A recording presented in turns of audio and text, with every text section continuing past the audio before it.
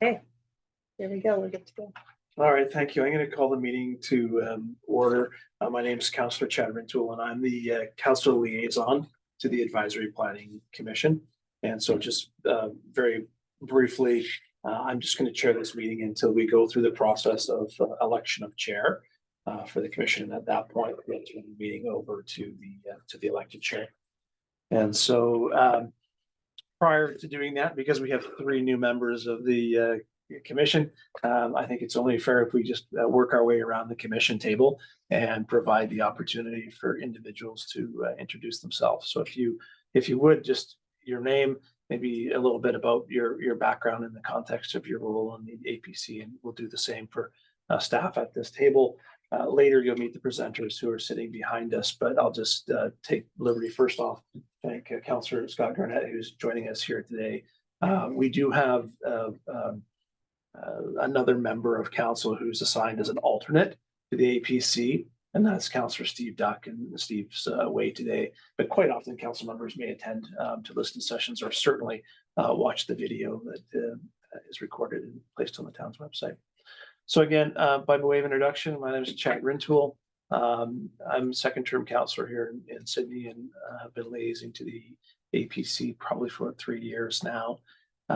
My day job, I'm the CEO of the Association of British Columbia Notaries.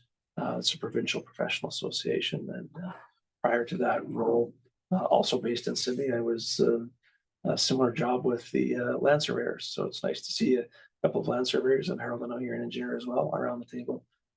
So thank you very much. And I'll take the opportunity as well to thank all of you who are volunteering your time to be here and to participate on behalf of the town. So without further ado, I'll go around the table in clockwise order, starting with Allison, please. I'm Allison Verhagen. I'm the Director of Development Services for Sydney. I've been here since 2006, so quite a while. I'll get into our department's function to the town and our role as liaison to APC.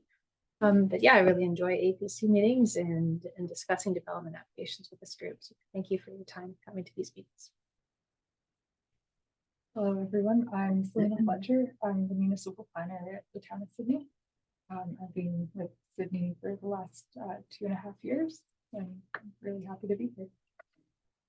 Lucina Barryluck. This is my 3rd year, I believe, on APC. I've lived in Sydney for 10 years, on the peninsula for 20. My professional career, 35, maybe 40 years in local government. Still currently working just a tiny bit with City of Victoria. Most of that professional work with local government's been in land use planning. So, and welcome new members. Thank you. I'm Todd Rayner. I've lived here since 1978 when I was born. And I have 2 businesses in Sydney, the motorcycle rental company and the sandblasting company that caters to everybody, including the town.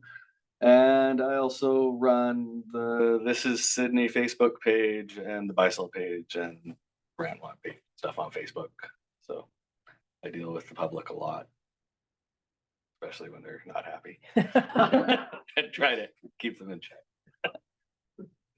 My name is Eric Diller. I'm an electrician by trade. Lived in Sydney since 2014, and I have my own business, and I'm interested in what's going on in the town. And I ran for council last time, and not sure if I'm going to run again, but yeah. Just enjoying APC. This is my second term. I'm Clarence Bolt. This is my 6th year on APC. I've been on the peninsula for almost 40 years. I think it's 39. I've lived in all 3 municipalities. Sydney is where I ended up by choice. And I've been here 9 years. I've also been involved in municipal politics as a councillor, as a citizen. I've been on boards of variance. I've been on this APC. In my career, I was a historian. And one of the areas of specialty was land use in British Columbia, particularly with respect to Indigenous relations, right from the time of first contact with Europeans till the present. So that's an area that's still of big interest. Land use. My name is Howard Riesner.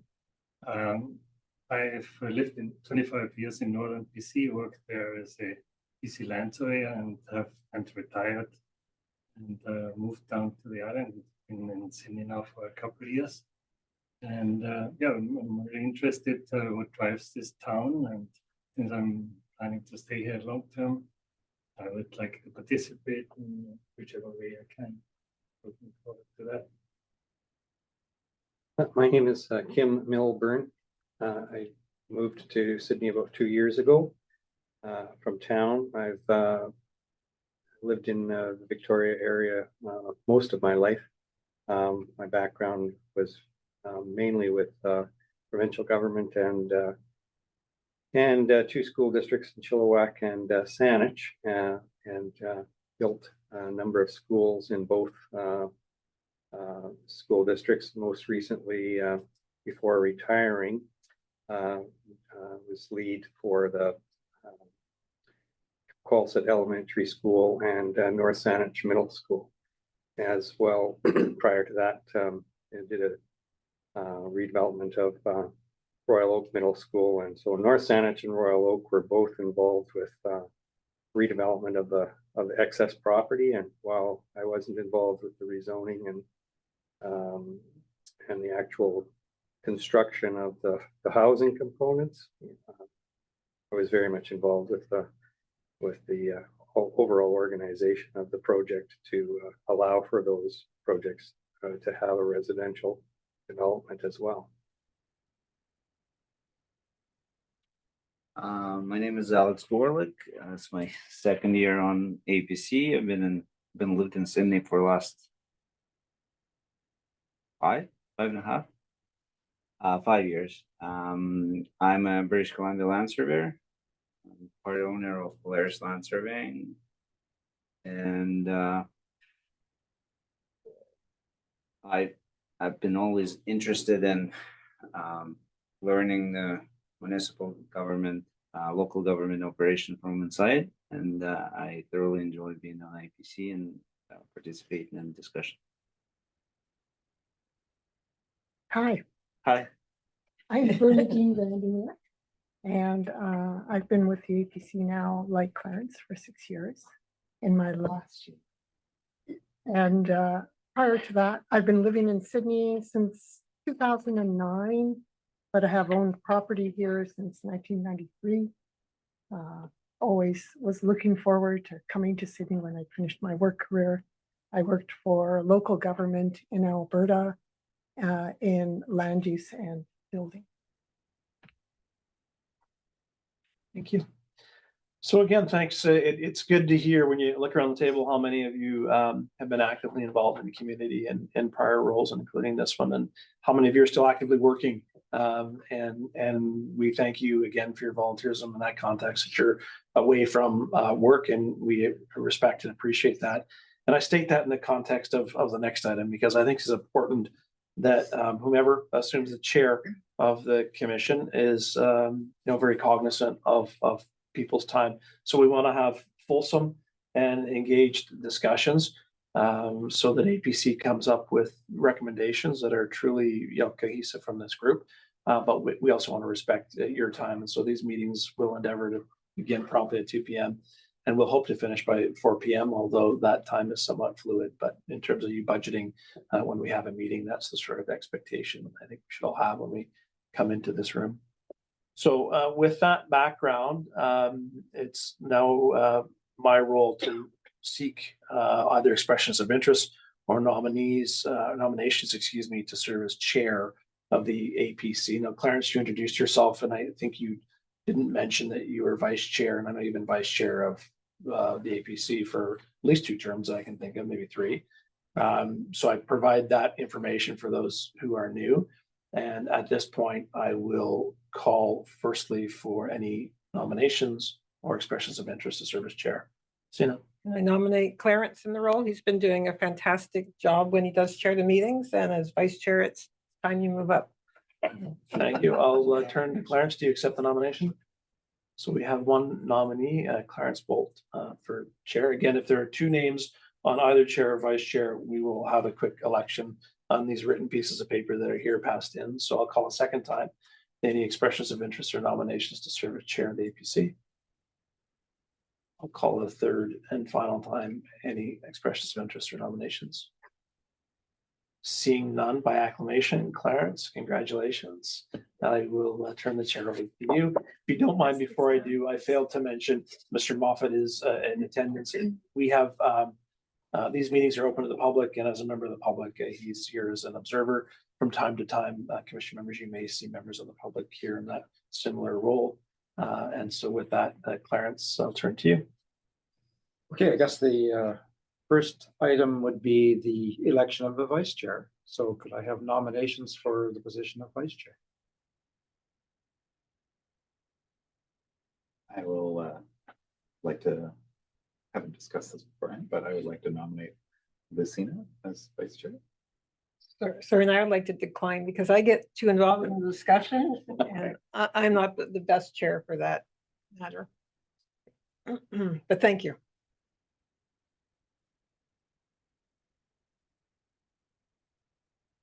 Well, one down. Would anyone Any else other- like to put their own name forward, perhaps, or? You're welcome to express interest. If no one else is willing to put their name forward, I will put my name forward as vice chair. Okay. So we have a name, Eric. A second call. Any other person want to put the name forward or nomination? The third time? Acclamation. The honor is yours. Okay. The next item is the adoption of the agenda. And as you can see, it's excuse me, it's a rather full agenda, so we'll see how we get through this, and hopefully we'll get through by 4, but it'll be pushing it. Could I have a motion to adopt the agenda? Radine and Kim, seconded. All in favor? Okay. The next is the adoption of the minutes from the December 5, 2023 meeting, and I guess 3 of you weren't there, so I should have a motion from somebody who was there. Make them. Alex, Eric, seconded. So are there any comments or observations on the agenda, or sorry, on the minutes? That they reflect accurately what happened? Okay, call the question on the motion. All in favor? Okay, it's carried unanimously. The next item, number 6, is the review of the APC binder, and I assume, Alice, that's Allison, that's you. Ruth is gonna walk us through the binder quickly. Oh, We'll kind of okay. Do it together. So you all would have a binder previously, or the revisions that I sent out, and this little sheet that was attached with it. So just really, really briefly, we've got the calendar of all the meetings. And 1 week before each meeting, I'll send either a confirmation or a cancellation of the meetings. And then the following week, Thursday or Friday, I will send out the agenda package with the link. So if any of you want hard copies, feel free to let me know.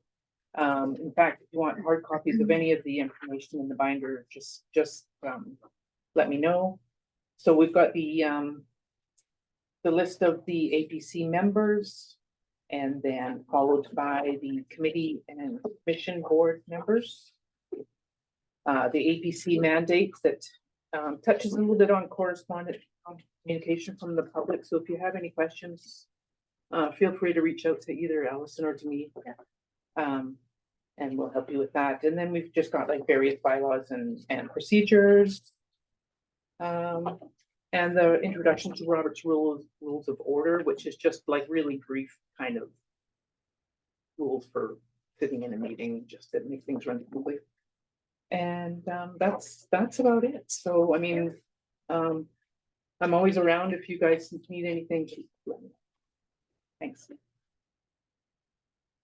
Are there any questions from the new or old members about the binder and about any of the material in it. Pretty straightforward. Certainly familiarize yourself with it, and I suggest also familiarizing yourself with the official community plan and the zoning bylaw, which will be revised fairly shortly. Probably. Fairly shortly. Yeah, maybe on that note, if I may, I'll just explain the role of a council liaison. And so I'm here at each meeting or my alternate, not with an aim to actively participate in your deliberations. I'm here essentially as an observer as well, and to share those observations with council. So your minutes are recorded and presented to council, including a record of decision, which talks about the discussion that took place as a part of those deliberations. And quite often, if a member of council has any questions and wants to follow up specifically on something from within the minutes, it would be the role of the council liaison to try and provide that context for the balance of council. And again, Ruth indicated sort of meeting schedule, and she would confirm whether we're attending for a meeting or if it's been canceled. Meetings are driven by referrals from council or committee of the whole, and so you'll see quite often there may be periods where we don't have meetings. Again, a lot of it is driven by those referrals from council. I'll pause there and yield to Allison if there's anything else you wanted to add by way of background. Nope, I think that's fair. Yeah. Okay. Okay, then, so thanks, Todd. And I would assume, Allison, that you will be doing number 7? Yes, that will be me. Yeah, the review of the mandate and the staff presentation. So I'm going to share a PowerPoint presentation here. If this works.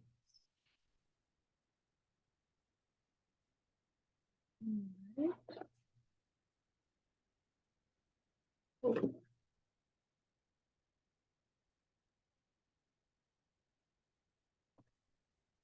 The Zoom thing's in the way to go from both screen. There we go. Okay. So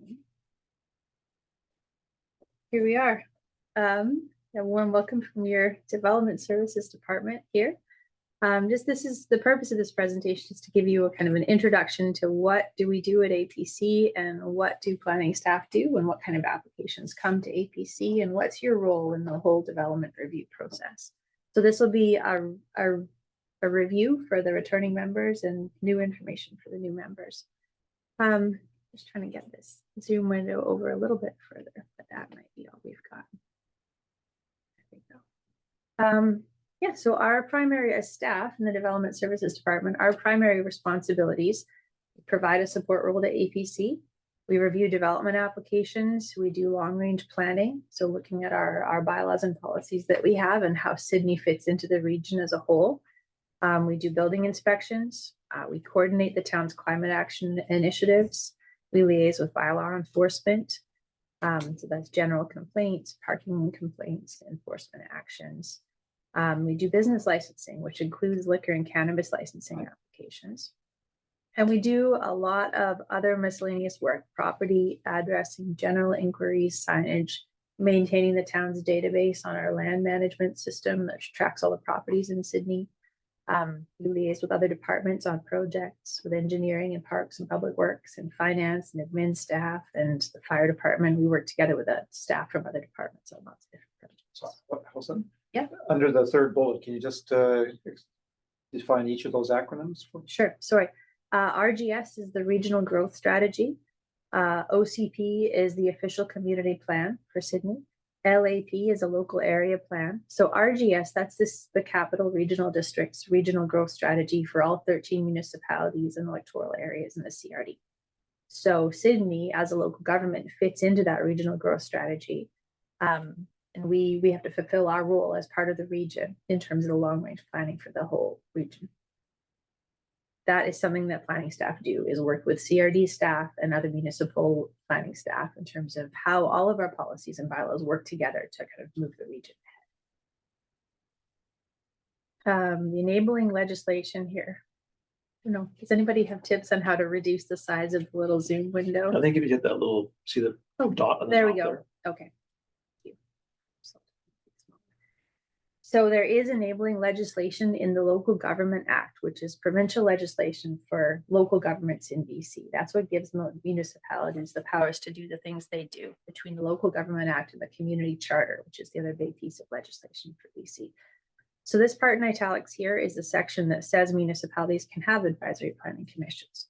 And there are certain regulations set in that legislation for how the APC is made up. 2/3 of the members must be residents of Sydney. That's a minimum of 2/3. I mean, everybody could be from Sydney, but there must be a minimum of 2/3. There's regulations for who's eligible to be on APC down here. And then at the bottom, it's unpaid. Minutes are part of the public record, and applicants can attend meetings and be heard. The town has an APC bylaw 2181, which I think you've all got copies of in your binder, which has more detailed regulations for the committee. 9 members, 2/3, as we said, must be Sydney residents.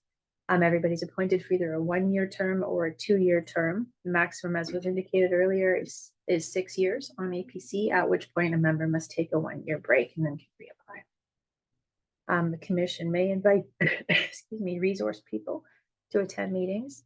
Robert's Rules of Order apply. If you don't vote on a motion, then you're assumed to be voting in the affirmative. So that's important to know. That's part of Robert's Rules of Order though, but it's important to point that out. Meetings 1st and 3rd Tuesdays of the month at 2 p.m. If you think you have a conflict of interest, you are required to recuse or excuse yourself from the meeting. Sometimes if we have a meeting with more than one thing on the agenda, when the item comes up that you have a conflict with, then you would state you've got a conflict and excuse yourself from the room for the discussion and the vote, and then you can come back in for the next one. If there's only one item on the agenda and you have a conflict of interest with that item, then you probably wouldn't come to the meeting unless you really wanted to be there for the before and after part. Maybe there was an items disposition by council that you're just really wanting to hear about. You could definitely wait for that. And if you're wondering what you would have a conflict of interest with, definitely contact us and check. If you have a business relationship with somebody who's making a development application, or if you live right next door to a development application, those are examples of where you have a conflict of interest. If you miss 4 meetings or more, let us know. There is this clause in the bylaw that if you miss 4 meetings without illness or a good reason, then council may reconsider your appointment to the committee. But just keep us posted if something's come up. Now we get into the terms of reference. So the purpose of APC, we advise council on items referred to the commission. So things that council will refer to APC for further review and comment, that's what you're going to report back to them about. So the terms of reference in the bylaw says APC is to consider all matters regarding land use, planning, and proposed bylaws, looking at the design merits of the plan, looking at the things identified here in the bullets, the way the site is proposed to be developed, the character, the building design with reference to human needs like size and location of entrances, view, privacy, and noise. Those are just examples of the kind of things that we're looking at. Consider all matters with regards to transportation, townscape, long-range planning that are referred by council. And APC is also the designated commission to review environmental and heritage matters that are referred to it. Some municipalities have a separate heritage committee or a separate environmental committee, but cities combined all 3 things into one committee. We'll get into a quick review of the development review process, so you can see where APC fits into the big picture of the development application review. These are the application types that we have. We have minor and major development permits, variance permits, zoning bylaw amendments, official community plan bylaw amendments, temporary use permits, and also board of variance. So the review process here, this is kind of a small scale flow chart, but this is kind of the overall path that a development application takes. The whole process is set out in the land use procedures bylaw. There's comments on down the side there, just about initial discussions happen with the applicant. The applicant typically looks for staff support before they choose to apply, but any property owner has a right to make an application whether or not staff support it, and most applications are up to council to decide. We can recommend design changes during the process. Also, APC can recommend design changes, or council may recommend or require design changes based on public. This shows APC's role in the process down here. Start the preliminary discussion, they make an application, we open a file and review it, we talk to other staff about it, we prepare a report, goes to the committee of the whole, which is the mayor and the 6 councillors sitting in the same room as the council. It is the council chambers that they meet in. It's just a different format of a meeting than a council. The committee makes a recommendation to council, who then makes a resolution. And they might make a resolution to refer that application to APC. That's where the big red arrow is there. APC then receives it, does a more thorough review of the form and character of the development, looks at the details, and makes a recommendation back to council. And then council makes a decision. If it's a variance, then they're going to send out the required notification. If it's a bylaw amendment, like an OCP amendment or a zoning amendment, then they could start the amendment process. If it's a straight development permit, they could approve it or deny it. So APC's role is kind of the third step of review. After staff have looked at it, after the committee of the whole has looked at it, then they can refer it to APC. Is everybody comfortable with what a development permit is and what a variance permit is? You're all familiar with those terms? Okay. So DPs, good segue. They're a requirement based on established DP area development permit areas as designated in the town's official community plan, which is a bylaw that's adopted by council. So in that OCP, there's a map of all the DP areas, and then there's policy language in it that says what areas of the town are these designated areas where we control what happens in them, more than just like where the building can go. We can control what it looks like the form and character, DP areas, or environmentally sensitive DP areas as well. And there's major and minor development permits based on what the changes that's proposed. If there's additional gross floor area or a reduction in parking, that's a major development permit, like a new condo building is a major DP. Or if there's a townhouse development and they want to build an addition, that's a major DP.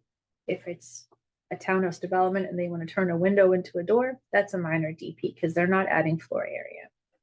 That kind of thing is done in-house by staff. And those minor DPs, as I said, done by staff, they don't go to council, they don't come to APC. So there's legislation in the Local Government Act that talks about development permits. Design guidelines in the OCP are what we use when we review those applications and what you'll see in the staff reports to APC. There's sections in there with like parts in italics and part in regular text, and those are the design guidelines that we're calling out for APC to notice in there. Look how this application conforms to this, and maybe doesn't conform to this. So we're going to point those out in the reports to APC.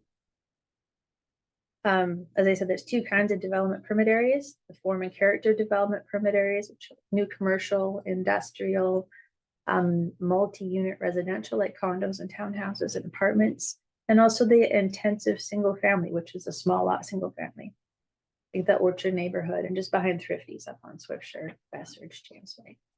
The environmentally sensitive development permit areas here, the guidelines primarily address environmental factors like landscaping, permeability, can rainwater soak into the ground, plant species, things like that. Variance permits are when someone's looking to relax a requirement in a bylaw. So not all bylaws can be varied. Some can, though. The zoning bylaw, the subdivision bylaw, parking bylaw, sign bylaws, all those bylaws are things that can be varied. Somebody can ask for a relaxation. And the variance permit process, it is legislated, and it's because I think the province recognizes that bylaws have to be kind of a one-size-fits-all approach. Like there's a required minimum setback, and that's just how it is in the bylaw. But they understand that that's not going to work for every property, so that's why there is a variance process. Public notification is required, but we don't do public hearings. It's just a mailer, like a radius mailer that goes out to the surrounding neighborhood. We do have to do a newspaper ad if the variance is to increase the number of stories in a multi-unit residential building or in a downtown commercial area. Zoning bylaw amendments, excuse me, they're enabled again by legislation in the Local Government Act when somebody is applying to have the zoning bylaw changed, whether they're applying to change their zone from one zone to another zone, or whether they want to see some text in the zoning bylaw changed, like change a regulation in the bylaw. Zoning amendments have to be consistent with the OCP. If they're not, then the person has to apply to amend the OCP too. So these require ads in the newspaper, a mail out notification, and also a sign posted on the property.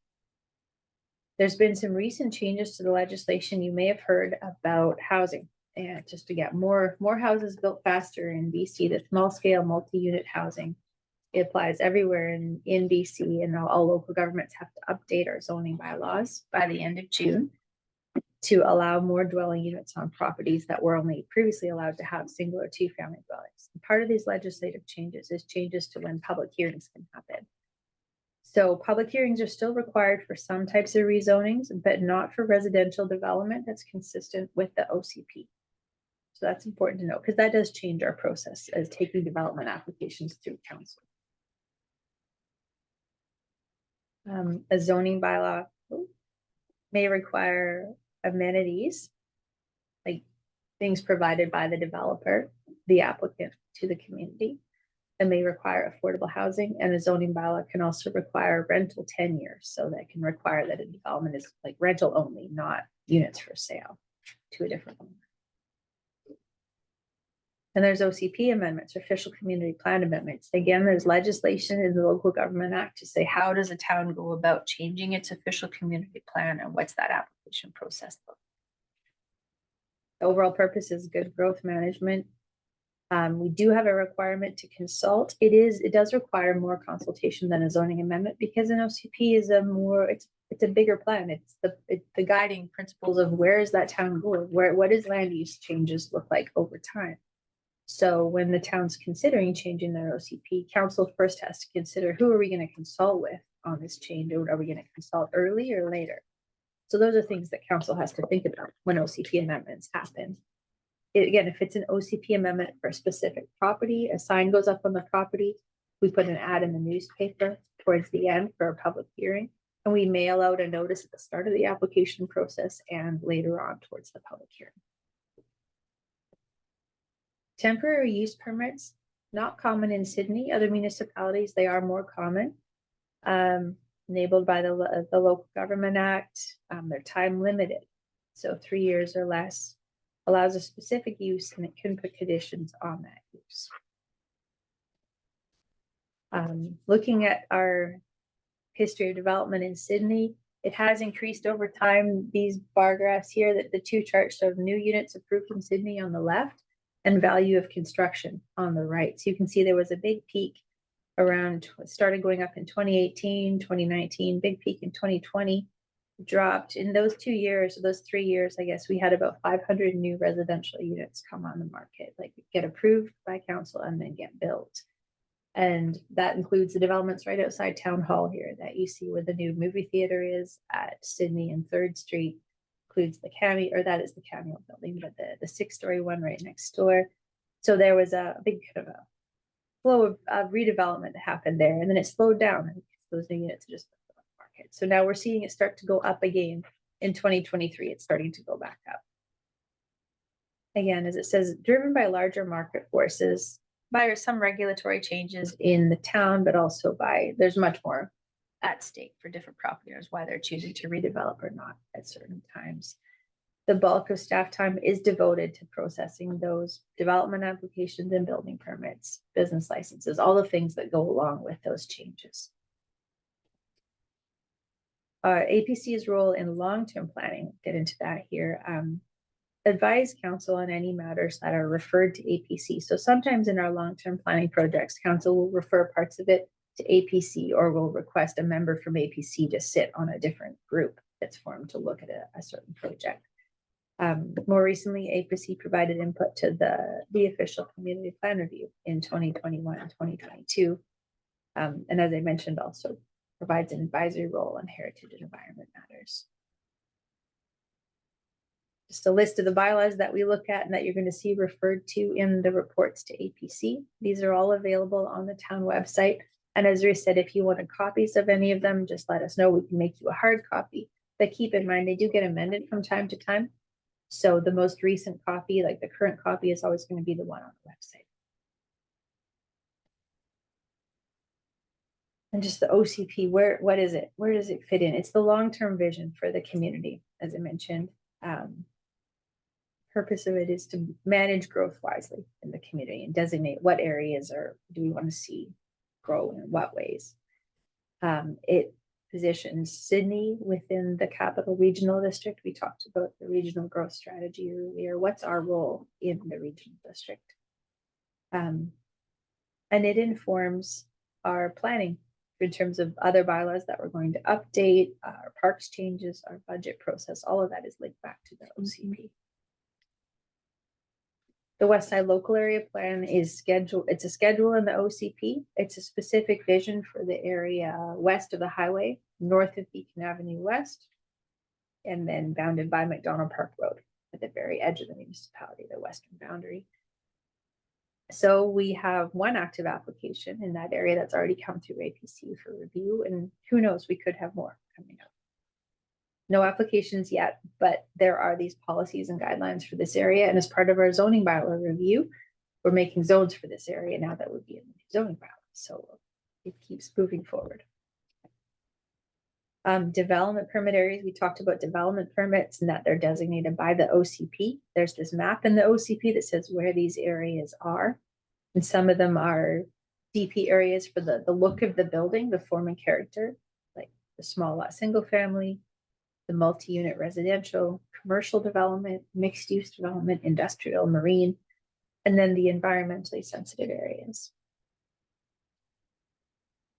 The zoning bylaw, more prescriptive than the OCP. This one says permitted uses on properties and where you can put structures. So basically what you can and can't do on each property and where the buildings can go, what the setbacks are from property lines, how much of the property they can take up, lot coverage, all that is in the zoning bylaw. And it's currently under review. We started reviewing it last year after the OCP was completed, and we intend to have an update to the zoning bylaw done by the end of June 2024 this year. That deadline's been set now by the provinces when we have to have these new regulations in for the small scale multi-unit housing. It's going to be really busy this year. Just a quick note on the parking bylaw that we do have a parking bylaw that requires parking on private properties. It can minimum space sizes for parking spaces and also mandatory bicycle parking and electric vehicle charging standards. That's all in the parking bylaw. And then some other bylaws that were mentioned earlier. Good to know that they're there. Obviously, you don't need to memorize them. We don't have them memorized. We refer to them all the time. It's good to know that they're there. Does anybody have any questions? It's a lot of information, I know. Just make one comment. So the OCP is the guide. You don't necessarily have to do what's in the OCP, but your bylaws have to conform to it. The bylaws have to conform to it, and it is the guiding document Yeah. for the policies and the direction that the community has agreed to go. Yeah. So, yeah.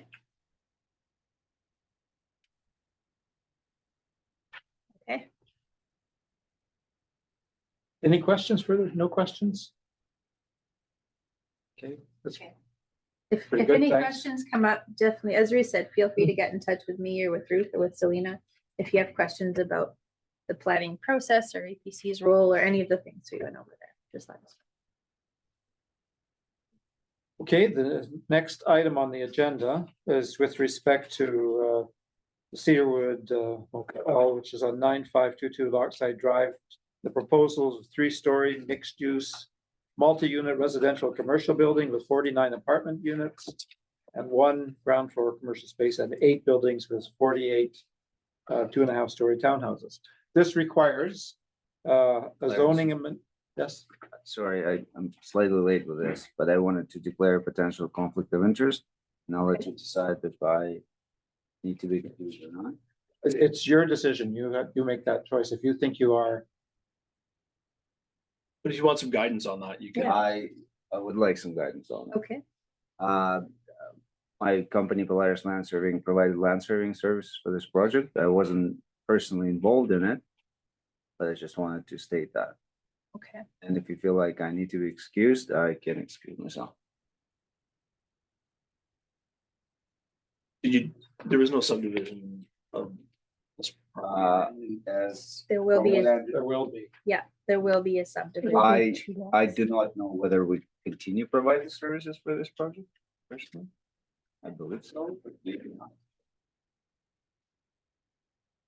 I mean, I would yield on the And side of optics I would personally and too. suggest that you excuse yourself Yeah. from this item, which means you could depart for today because it's the only item on That's the the only- agenda. yeah. Would be Yeah. my I think- recommendation. Again, it could just largely be the perception of Yeah. your preference as well, just so that we. So, Yeah. Even though we've never worked together and I didn't know you were worked with Polaris, we would prefer it just because it clearly makes sure that there's no even. Correct. Yeah. Okay, no, And I would say also, you know, if you have a sense, err on the side of caution.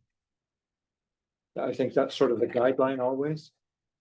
And feel free just in general to contact us beforehand, I- just let us know. yeah, I should have kind Oh, of. that's all right. A little bit of, you know, it occurred to me actually, this morning when I spoke with my business partner and he actually mentioned that it's our project.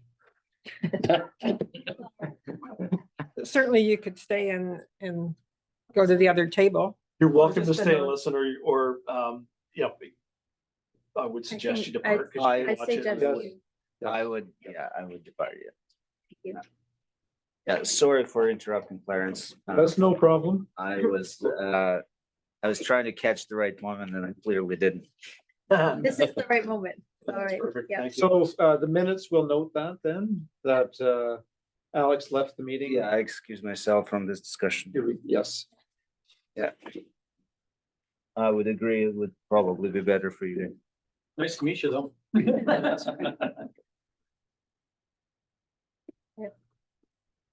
I will say hi to Jordan. Yeah, it's very nice to meet you.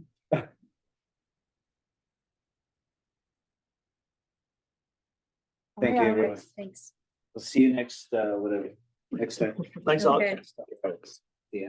Yeah. So I'll give an overview of the staff report then. Okay, yeah, that'll just. Overview so we can.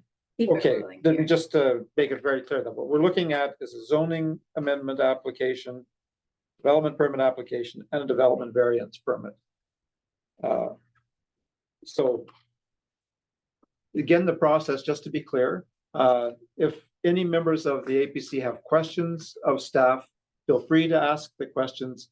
This is not the time, however, to make evaluations of the proposal. That comes after the proponent has made the presentation as well. So at this point, it's simply clarification, information. If you're not sure of something, have Allison respond to it. Okay? Okay, go ahead, Allison. Okay, thank you. As Clarence mentioned, this is zoning amendment application, development permit major application, and a variance application for the property at 9522 Lockside Drive. It's at the southwest corner of Lockside Drive and Weiler Avenue. Currently occupied by the Cedarwood Motel. They're proposing to redevelop the property with a two parts to this development. There's a 3-story mixed-use building with 49 apartment units and 140 square meter ground floor commercial space. That would be on the east side of the property. The west side of the property would be occupied with 8 2.5-story buildings containing a total of 48 townhouse dwelling units. The report, page 1 of the report, going to page 2, describes the type and size of units that are proposed. There are a mix of 1, 2, and 3 bedroom units in the mixed use building. The townhouse units, there's a range of floor plan sizes for the townhouse units. From just over 1,000 square feet to about 1,900 square feet, almost 2,000 square feet. Many of the townhouse units have rooftop patios, as does the proposed mixed-use building. Vehicle access to the site would be from 2 driveways off of Weiler Avenue, one accessing the mixed-use building to an underground parking area, and 1 driveway to into the townhouse development. Each townhouse would have its own individual garage, and then there's a small area of surface parking. Page 2 of the report gets into the location of the site. As I said, Lockside and Weiler, it's across the street from Lockside Waterfront Park. And the surrounding neighborhood is built out with 1 and 2 family dwellings. And then to the north, there is the Blue Waters condominium, 3-story condo development there. In the official community plan, the property has a is designated both as neighborhood commercial and also as neighborhood townhouse. So this development does comply with the proposed, or with the OCP designation as it is right now. The zoning bylaw, the subject property is zoned neighborhood motel C4, which allows for temporary accommodation outside of the downtown. That allows the motel use that's there right now. So that's why a zoning amendment is required to permit this development here. So you'll see we did something different in this report to APC because the zoning comparison tables are so lengthy. We divided the site kind of into two based on the two parts proposed, and took the tables out of the report and put them into an appendix just for the flow of reading the report and getting the information out to everybody. As you'll see, it complies with many of the regulations, but it would need the rezoning because we can't just use the existing multi-unit residential zone like the RM5 zone for the townhouse site, because that zone allows apartments as well. And that OCP designation doesn't allow apartments. So that's why we have to create a new CD zone for there. Sorry? And why two zones rather than just one? Why two zones? Because one side would be the mixed use with the commercial area, and then the other one is only townhouses, and it has a different OCP designation. So you can't. It has two OCP designations. That's right. A few elements are called out at the bottom of page 3 into page 4, things that would need variances from general regulations in the zoning bylaw, with the height of retaining walls and setback areas, the height of stairs projecting into a required setback at the northeast corner of the site, like towards the intersection of Lochside and Weiler, and then the setback of rooftop access structures.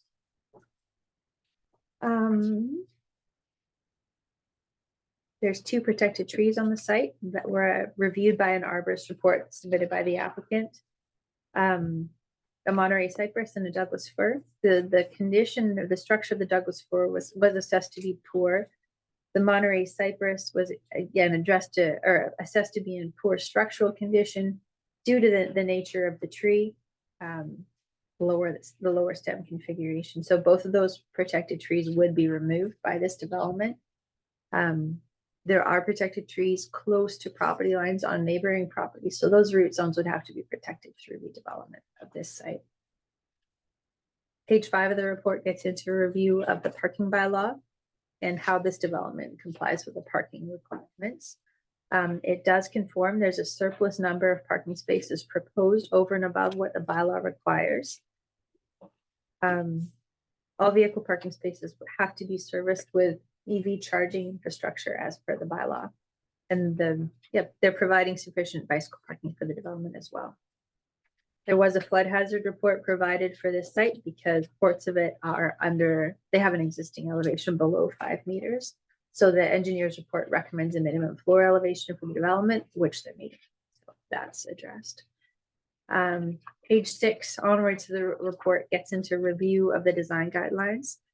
And we're of the opinion that it does comply very well with the majority of the guidelines. We called out just 2 of the guidelines for them to better address bird-friendly design and screening of mechanical equipment. At that point, I will stop there and turn it over to the applicant. Are there any questions of Allison about any of the items raised? Allison, I'm just wondering, can you go back to page 4? Just this section, because I think it's good for everyone to hear regarding the 20% of all multifamily residential dwelling units to be adaptable and how that's being split between the two. Okay, so as you said, the zoning bylaw does require that 20% of all multi-unit residential dwellings be adaptable. So that's townhouses and apartments. We've seen this before at APC. We've seen developments come forward, and this is usually, it's always a part of the report. Do they meet this requirement or not? So what they're proposing to do is just to back up a little bit, given the number of units proposed here, it would need 10 adaptable units in the apartment development, the mixed use, and 10 adaptable townhouse units. So they're proposing instead to make 20 adaptable apartment units and no adaptable townhouses. And I think that we might have an update from the developer on that in their presentation. But when this report was finalized, that was their proposal. The staff report does comment here that a new BC building code was adopted by the province in December 2023 and is coming into effect in March 2024. There were new code requirements for adaptable dwelling units will be coming into effect in March 2025. So 1 year after the implementation of the code is when the new adaptable and accessible requirements come into effect. So we'll be reviewing those as part of our zoning bylaw review. There may be changes to Sydney's zoning bylaws, adaptable housing requirements, what are Sydney specific.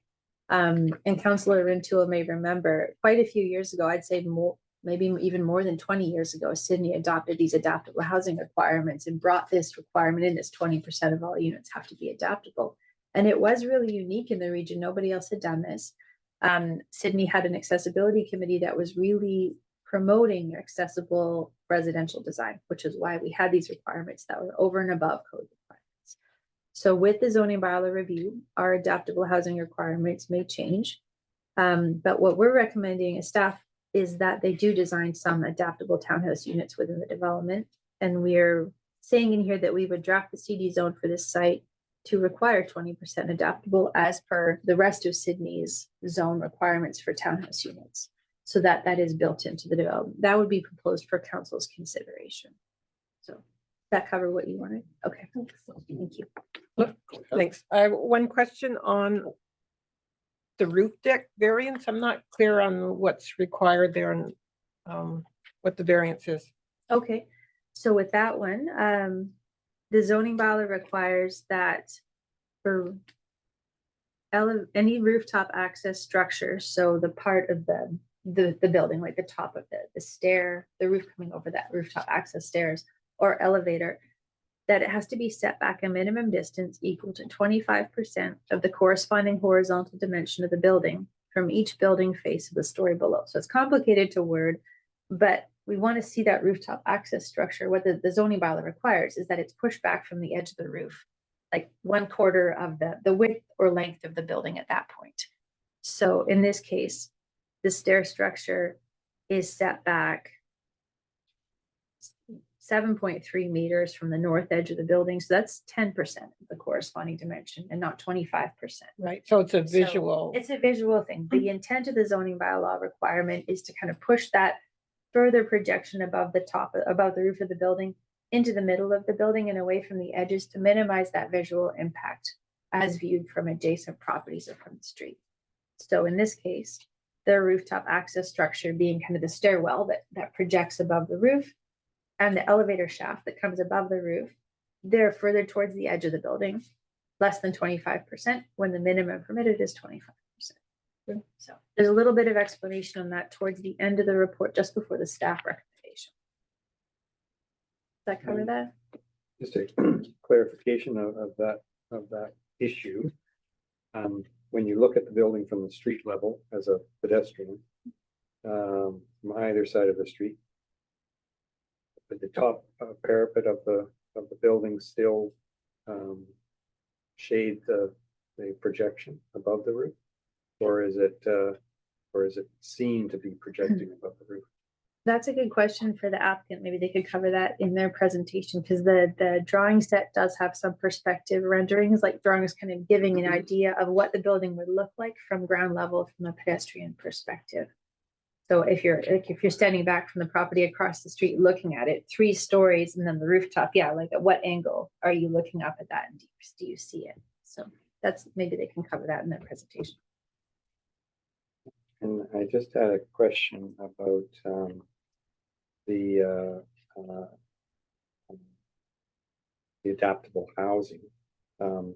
If this was a single development, not subdivided into townhouses and the commercial mixed use building, would 20% of the 20% of the units have to be distributed amongst all of those units, or would it or could they be, or would they in that instance be viewed as, well, the entire development is 20%, the entire development is 96 units, and so 20% of that met in this context of this style of building?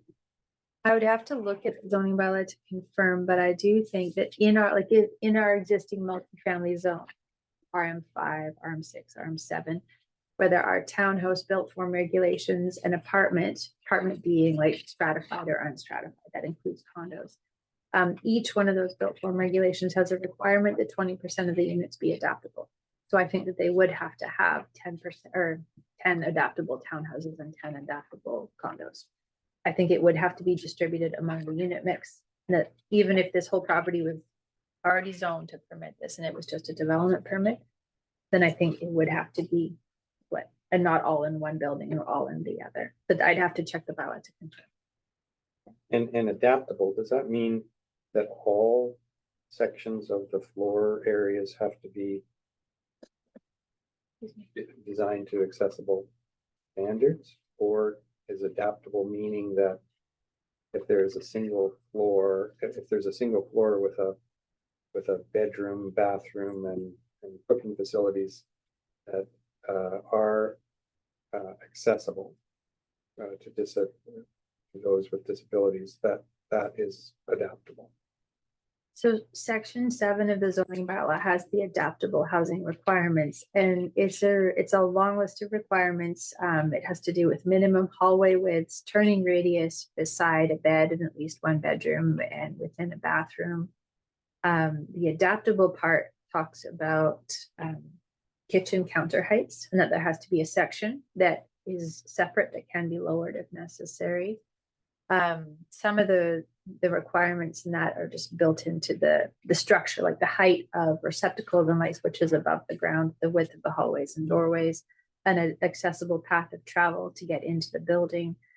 When the unit has floor areas on more than one floor, there has to be open areas stacked, so somebody in the future could install a lift, but it doesn't require that a lift be installed at the beginning. So that's the part of the adaptability component over time. Yeah. One more question? Yeah, just one more question. Allison, you were talking about changes in legislation regarding the zoning amendments and so on. Oh, yeah. So for this project, there is a zoning amendment included. Will there be a public hearing on this project, or will that no longer be required? We would not be permitted to have a public hearing for this one because it's consistent with the OCP, and more than 50% of the proposed floor area is for residential use. So no public hearing, we're not permitted. We would still be notifying people, both with a newspaper ad and a radius mail out, like a notice in the mail. Right. And we notify them of first reading of the bylaw now, not of public hearing. So the notice goes out a little bit earlier in the process, and it's to tell them that council is going to be considering first reading. Thanks. And the public can still respond. The public can still respond, but there cannot be a public hearing. Yep. And that's legislative for all of BC. Okay. Okay, now we'll hear from the proponent and go ahead, introduce yourself. Yeah, thank you, Allison, for introduction, and it's been interesting to be here with you all for your first APC, those of you this first, and learn a little bit about the role. My name is Jordan Milne. I'm the CEO of GMC Projects, the applicant behind the Cedarwood site. With me in person today is my colleague Richard Gill, who is a development manager for this project, and joined virtually is Ricardo Rego, Mark Blackwood, our architects from Acoustics Architecture, and Joe Zhu, the landscape architect from Acoustics Architecture as well. So you've heard a lot about the site. Richard, if you want to skip to the next slide, here's what we're going to talk about today. First and foremost, this has been the culmination of several years of effort and work and engagement. And so it's a big project. Lots of things have transpired to arrive where today. So I'm probably going to miss some things. Do not hesitate to ask me any questions that you have, more the merrier. We're talking about community site conditions, project statistics, plan sections, elevations, the architectural renderings, the landscape plan. So I'll speak for the first little bit. I'm going to hand it off to Mark Blackwood, our architect, to speak. And then he'll hand it off to Joe to speak on landscape. Next slide. So site context, you even have a nice map here at the back of the room where you can see the site is this right here, divided, as Allison mentioned, into two sections, one being neighborhood commercial and one being neighborhood townhouse. Next slide, Richard. we have undertaken several community engagement exercises to try and figure out what is the right approach to handling the site. The photo that you see here is a public engagement that we held at the Peace Lutheran Church in May of 2023, about 60 attendees. And this is where we shared very much the plan that you see before you today that has obviously evolved into the application. Some of the consistent things, we've done door knocking. I've spoken to the vast majority of folks within 100 to 200 meter radius of this. Every single neighbor, there's one thing that is a problem today in this neighborhood, and everybody will tell you it's traffic at the corner of Weiler and Lochside. And it's really the safety, given some visual obstructions that exist north up Fifth Street, one being a telecommunications box, the next being a and then beyond that, some surface street parking that, because of the way that Fifth and Lochside kind of turn right at the intersection there, create some visual challenges that as well our traffic consultants identified in their report that was provided as part of application. Vehicle speed on Weiler. We currently have boat parking on our side of the street where the motel is, that's vacant the vast majority of the year. And as a result, you have a very, very wide boulevard. And naturally, when there's a big, wide open space, people feel more comfortable, they can drive faster. So speed is one of them. And we've taken some opportunities to address that within our design. Commercial.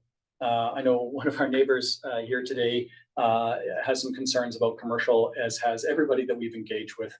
They really do not want too much commercial. We respect and appreciate that staff have encouraged us to try and look at how we can incorporate more commercial, but we've done several community events. We've done a survey. There has been zero support for more commercial. In fact, if anything, there was a desire for less commercial. So really what we're trying to envision within that commercial space on the corner is a neighborhood commercial cafe, kind of neighborhood grab and go opportunity, a place for people to be able to get together, where visitors who are coming to Tallista right now, I don't live too far from here. I take my kids to Tallista. If my wife and I are there together and one of us wants to grab a coffee, there's nothing really close within a really great walking distance for you to be able to enjoy and to be able to service those who are coming and visiting the community. So we really see that as a great opportunity. We have a large patio as part of that commercial space. It really gives the neighborhood and the community an opportunity to get together, foster social connection, enjoy the beautiful vistas that this area has to offer. Hedge retention. That has been a concern. We are planning to remove the hedge along Weiler because right now it is the rear end of a motel, and soon it would be the front door of a townhome. And so we're planning on keeping the hedge where it is a border to all of our neighbors. The hedge is entirely within our property, and it is ours. And we have planned the new buildings to be able to retain that hedge, which would also address the retention of protected trees on adjacent properties. How much parking? We're providing more parking, as Allison noted, than is required. And then as mentioned, yeah, boat parking. Obviously, it's not a decision for us. It'll ultimately be a decision for the town. But we don't think that boat parking in front of what will now be the front doors of townhomes is the best location for it. So before you here, you see a slide. The red shows existing structures on the site, two-story motel structures, existing panabode buildings, cottages, and some outbuildings, as well as a former mobile home. The green shows you the new. What this blue line does is it shows you the OCP designations. So instead of cramming more three-story mixed-use building into the site that is designated for the three-story mixed use, we decided to carry the townhomes into the neighborhood commercial designation. And the reason being is we wanted to identify front door to front door relationships. So where you have single family across the street, you now continuously have that front door to front door relationship. And where you have three-story, you have three-story.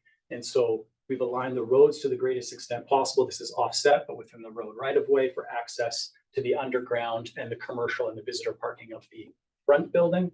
And then off of Iroquois at the end, align the access for that as well. We just wanted to make note of some of the setbacks. So as Allison's in the staff report looked at the RM5 and sort of what are the comparables as well, we wanted to point out some of the setback differentials where we're providing a greater setback than that would have required in an RM5, and where we're actually providing a greater setback at the rear than the setback that our existing neighbors have to the property line as well. And as well, the retention of that hedge creates a great buffer of privacy, and how that increases here. So as we get to the As we get to the taller building, from 2.5 stories to 3 stories, we set back that building even further to try and create a proportionate relationship as we transition to our neighbors. Next slide, Richard. This creates a better site area, and this is where I can talk a little bit about the adaptable as well. So here's that corner commercial space as noted. This is the main access point entry for the lobby. There is a ramp for accessibility. And here are those stairs that Allison had mentioned. We have sort of a gentle landing. So instead of having a straight run of stairs from the corner up to the commercial, we wanted to make it a gradual experience. So it's more inviting and not just so you can actually stop at the middle landing and put something down if you needed to. You're not just on a run of stairs. But the adaptable. So when we presented to Committee of the Whole, I had the good fortune that a member of the Saanich Peninsula Accessibility Task Force was also there that evening, I think to speak to the mobility plan within Sydney.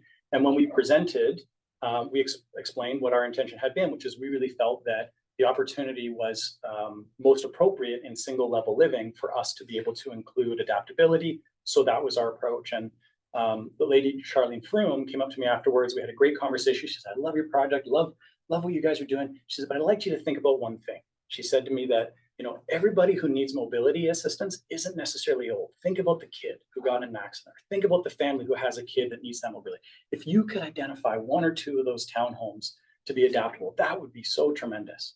So after that, we and our architecture team went and looked at, okay, how could we and where could we provide adaptable townhouse design within the project? And one of the limiting factors that we have is the floodplain construction level. And so this building, every other townhouse building, as you head down the block, its garage level is below the floodplain, like it's below the floodplain construction level. This is the only building that's base level is actually above the floodplain construction level. And so we can have machine equipment for an elevator to service the mobility through the 3 floors, being the garage, the main living, and the bedroom floor. We can do that here without the risk that floodwaters may impede the ability for that equipment to work. And so we would propose that and we've actually presented this to Charlene Froome. I know that she doesn't carry a role. She's just one person in the community, but she's the only person who we knew had mobility challenges that was wanting to engage with us. So we engaged her to talk about what that would look like and how the space would be accessed. And she was very, very supportive and positive that we could get 3 units. So we would propose for APC's consideration for advice to council that we amend our package to make building 4 an adaptable design building. And then again, just diversity of the site context. We wanted to create a variety of different things. You'll see here an outdoor amenity space. Architects will speak to this more, but we've got some great internal circulation to access this. So you're not walking in a drive aisle in order to be able to access some of the amenities on site or to circulate. This is a raised courtyard area. So you get the opportunity to walk down a central courtyard and access your unit via patios versus sort of a private rear yard scenario in these setups. We have visitor parking for both the townhome and the condominium. So we have 10 visitor stalls in addition to 2 cars per townhouse. So we're more than double, I think, what our parking requirement is for that portion of the site. Richard, is there anything that I'm forgetting on this slide that I haven't spoken to? Yeah, I'd just like to add on to that. Thanks, Jordan. It is true as well that building 5 is as well above the floodplain construction level, but the width of those units those are our smaller units, and so it'd be very challenging for us to get a lift in there as well. And so that's why we identified building 4 as the most feasible one. Next slide, Richard. So just walk through some stats. We've just highlighted a few things, some small changes. So we previously had 87 parking stalls. It's now down to 86. This is just to make sure we get the appropriate widths for the accessible parking stalls in the parkade. So we're still well above, but that's one minor change from 87 to 86, which changes our total. Here is just a comparative of basically what we could do under the existing zoning and what we're proposing. Next, Richard. Breakdown of the site. Again, we had another small change as a result of that. So instead of 10 visitor in both projects, we have 9 visitor in the condo. And as well, we're providing more than the minimum requirement for the condo plus visitor parking. At this point in time, yeah, and we've also created an additional 6 short-term bicycle stalls so that we can have broken between what is proposed to be the townhome development versus the mixed-use condo. At this point in time, I'll hand it off to, I believe, Mark Blackwood. Great, thanks, Jordan. I will start just kind of giving a little bit more context around the design of the site plan. Again, my name is Mark Blackwood. I'm a principal with Acoustics Architecture. When we looked at the site, one thing we always look at is sort of not only the confines of the site, but the solar orientation and kind of making sure that townhomes kind of and the outdoor space adjacent to townhomes, favorably respond to kind of access to solar, the sun. So you'll see kind of the townhome buildings along the bottom of the site, numbers 5, 6, 7, and 8. Those are all oriented in a north-south orientation, which kind of ensures that sort of both sides of the building and the courtyard spaces within kind of get sun at some point during the day, to make sure that those spaces succeed in terms of acting as outdoor spaces, but any planting that gets installed in those areas have the best chance of survival as well, and not being overly shaded. So those 4 townhouse building blocks are orientated in that north-south direction. And another kind of benefit to that as well is the building face along the south property line is just the width of the ends of the buildings. So we end up with a kind of a smaller building face adjacent to our single family neighbors to the south. So our building face kind of responds proportionately to sort of a similar size of what a single family home would be. And then to the north edge, buildings 1, 2, 3, and 4, those are our street fronting townhomes, and really kind of come across as a boutique collection of kind of small building forms ranging from 3 to 5 units. And as we'll see in some of the renderings, we're trying to create kind of a friendly streetscape responding to that kind of public fronting Weiler Avenue streetscape. And I think the renderings will kind of explain that a little bit more as we get there. As mentioned, the apartment building kind of primarily fronts onto Lochside Drive with a slight return along the south property line to our neighbors. And as Jordan mentioned, kind of the real jewel piece at the corner is that coffee shop or bakery at the corner, which really acts as a opportunity to create a real hub or kind of gathering space for this community and beyond. The 2 site access points, one thing I'll mention there is there was an intent to make sure that those aligned as close as we could to the streets on the other side of Weiler Street. So when vehicles are exiting the site, we're not shining headlights into front windows of the homes across the street. So we were sort of sensitive to our neighbors in that regard.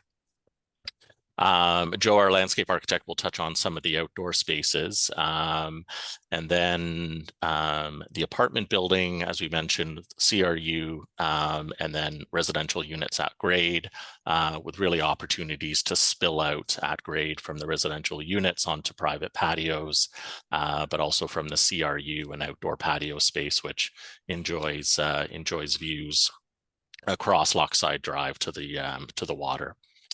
One other point to note is on the ends of the internal roads within the townhouse blocks there, we've identified snow collection areas. So in the event of some snowfall, there is areas for snow plows to kind of pile snow at the ends of the drive aisles, just to manage that snow on site as much as we can. Next slide. So this is one of the typical sections. This is a section through a townhome along Weiler Street. And as you'll see in section number 1 there, we're really presenting a 2.5-story building form along Weiler Street. The internal strata roads are sunken down, and that's part of the reason, we're kind of down below that flood construction level. But what this does, it allows our main floor of our units to just be that kind of 1/2 story above finished grade. So the nice thing about that from a streetscape elevation point of view, you get this nice expression of steps and a front stoop and kind of this welcoming entry into the units, and kind of a passive place to kind of hang out and socialize as well. And on these particular units as well, we have the upper roof and roof deck, and we've tried to kind of create the lowest slope possible with good kind of more conventional construction methods, keeping those slopes low, so we maintain a low roof pitch and a low roof fascia at the front of the building to mitigate how high these buildings feel from the street. So we're kind of maintaining that 2.5-story building form. The other section 2, this is more of an internal townhome, which really kind of illustrates the parking garage on kind of the left side of the building, and then on the right, that's that elevated mews in between the townhomes, which again has that opportunity for those steps up to a front stoop, and creating that inviting entry into the unit. Some of the units on the interior of the site have roof decks. This particular one, the C1 units, are a complete roof, no roof deck on those ones. So those are the two center buildings on the site plan. Next slide. This is 2 sections through the condominium building, and again, sort of really expressing this as a kind of a low-rise 3-story apartment building, CRU at grade, looking at the top section there, with 2 stories of residential above. And you can see, I think there was a question about kind of the roof overhangs. You can kind of see how those upper roofs kind of extend out and then kind of taper back as they work their way down the building.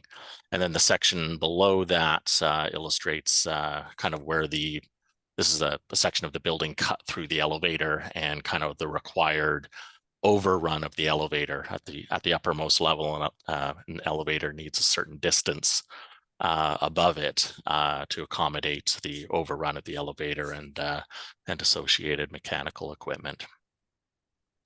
And I think the section also illustrates just that our parkade is somewhat above grade. As mentioned, this is to get our main floor at our required flood construction level. So that's a bit of a constraint at the site, but along Lochside and Weiler, through landscaping and terracing, we're softening those edges, so it becomes kind of a nice terrace landscape leading up to the kind of the slab on top of the parking.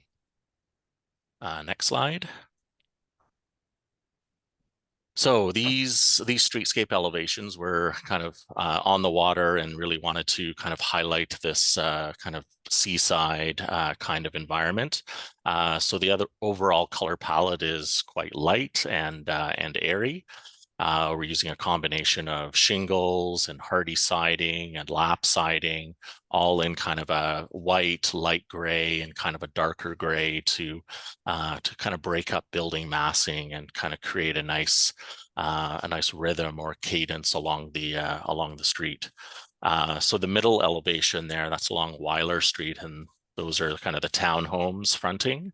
And you can see how we're using building articulation to really kind of highlight individual units and that individual sense of home, and their front doors, their front stoop with a kind of a punch of color on the front door, and really trying to kind of create that kind of row home feel that can really kind of animate the street. And then kind of along Lockside Drive along the bottom, it's a 3-story apartment building, has a bit more length to it. So looking at how we break down the building massing, and in this case, kind of highlighted 3 kind of zones on the building, and using the roof overhangs and kind of fins down the side to sort of frame and define kind of different building massing along the street to give it, to give it a smaller sense of scale. And I think in the elevation here, you can also see there was a question about the variance of the rooftop. So you can see the elevator kind of poking up there, and kind of the rooftop trellis as well. That'll kind of help define some of the outdoor space. And I think the 25% rule is an interesting one, because the bylaw doesn't distinguish a length of building. So when you get very long buildings, 25% just gets onerously deep. So, what we've proposed here, and we'll see it in some of the perspective renderings, the elevator and this outdoor space and everything associated with the rooftop amenity is set back a distance. So when you're standing down at the street, looking up at the building, the roof overhangs and the all of those additional masses on the roof are set well back, that they're not really impacted by how someone perceives the building down at the street level. So maybe with that, next slide. So this is the rendering standing right at the intersection of Weiler and Lockside. So you can see, because of our generous overhangs on the building, there's really no visual of the rooftop elevator overrun or amenity space. Certainly when you move back further and further, you'll maybe start to see parts of it, but at that point you're well back, and it isn't really an issue.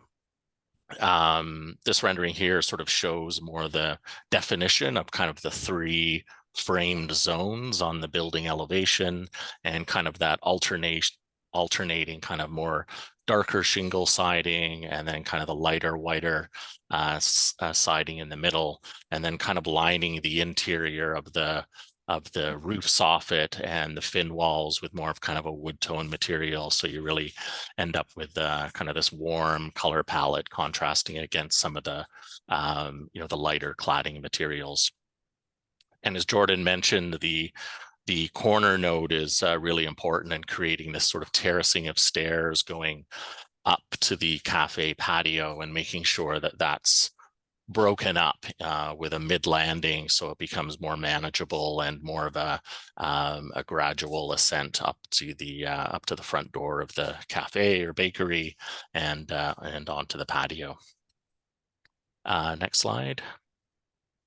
And then a view down Weiler Street, where we see that kind of articulation of the townhouse massing, and their front doors, and covered stoops, and again that kind of light color palette, and lots of glass and windows, so the units feel light and bright, and kind of create an attractive streetscape along Weiler. Next slide. And then a slightly more front-on view, where we can kind of see more the rooftops as well, and how we've handled the access to the rooftops. The roofs that enclose the stairways that kind of give access to the patios. We've kept those roof lines kind of sloping down to the front to make sure sort of the scale of the building is held down to a low level. Next slide. And at this point, I'll hand it out to Joe, our landscape architect. Thanks, Mark. I'm Joe from Extix. I'm working on the landscape architectural project. The overall landscape design focus on creating a vibrant, safe, and human scale, and a family-oriented seaside outdoor space which fit into the surrounding neighborhood. So in this landscape site plan, it shows a number of key ideas. From the parameter of the project, one of the key things is to enhance the street frontage along the Weiler and Lockside Drive by introduction of street trees, planting bulbs, seeding nodes, and paving and signage improvements. All of these improvements elements contribute a more safer streetscape. The project retains the existing tall cedar hedge along the west and south hedge of the property to maintain a visual screen to the surrounding neighborhood. For the townhouse site, we have provided outdoor amenity spaces to serve as gathering spaces, featuring outdoor barbecue with pergolas, lawn area for informal play, and various outdoor activities. We also create a linear garden in the east and the west direction, north to the building block 5, 6, 7, 8, to increase the outdoor use spaces with seating opportunities on the terraced landscape planting beds and encourage the residents' social interactions. Both outdoor spaces on the townhouse site and mixed-use building sites are all accessible and inclusive to all ages groups and disables. Next slide. This is the mixed-use building roof plan. The roof plan amenity area has been set back, as we already mentioned, from the building edge to minimize its visual impact to the surrounding neighborhood. And also the activity area is, and all the area is located south to the building elevator shaft, which is on the inner side of the building. The gathering spaces under a trellis with outdoor seating and planters and outdoor kitchen barbecues, those kind of activities are arranged. A lawn area in the center serve as an extension of outdoor patio, allowing for informal play, gathering activities. Urban agricultural planters also are placed at the southern end for the planting lovers. A linear viewing deck is created for some relax and socializing and also enjoy the ocean view to the east. The purpose of these kind of arrangement is to cater all type of the residents, including seniors, disabled, and children, offering a diverse range of passive and active activities. Next slide. This is the landscape perspective, shows the view from the intersection, and the purpose is to indicate the overall landscape character, which embodies a seaside village themes with a naturalized landscape style. The terraced planting and slope landscape are applied to minimize the exposure of retaining walls. It softens the vertical changes and enhance the visual appearance of the building frontage and the streetscape. Next slides. There's a 4 vignettes shows the comfortable human scale spaces are provided at retail frontage of the mixed-use building, townhouse outdoor amenity area, townhouse linear gardens, and a townhouse entrance area. The landscape elements includes the use of premium outdoor furnitures, pergolas, paving materials, and carefully selected plantings. Especially, we're actually introducing more native plantings and drought tolerance plantings to suggest the more kind of suitability to local climate and also going to consuming less irrigation water. This is the end of landscape presentation. Back to Jordan. Do I don't really have anything other to add other than as Joe showed on his plan, some of those bulb outs on Weiler, by creating narrowing in the street, so like natural bulb out gives us an opportunity to layer the street landscaping with more street trees. But by creating those pinch points, that actually, even if there's no parking part, that pinch point creates a natural desire for a driver to slow down. So that's when I was speaking earlier to how we want to take some design measures to try and calm some of the existing problems. That's one of them, just as a highlight. But now, whatever you want to do, I'm here to answer questions, and so hopefully so are Mark and Joe still. Okay, why don't we go around? We'll start with Lucina, and then just if you have a question, give one kick at the can, and then go around a second time in case something jumps out on what somebody else has said. Okay, Lucina, what do you start? Perfect. Yeah, if you can go to the site plan, that would probably be a good start for me. Perfect. Yeah, that's good. So question about the parking for the commercial. You have a couple of surface parking there. Is that for townhouse visitors and for This is the? for loading. So this is a loading zone for commercial delivery so that we can internalize everything on the site.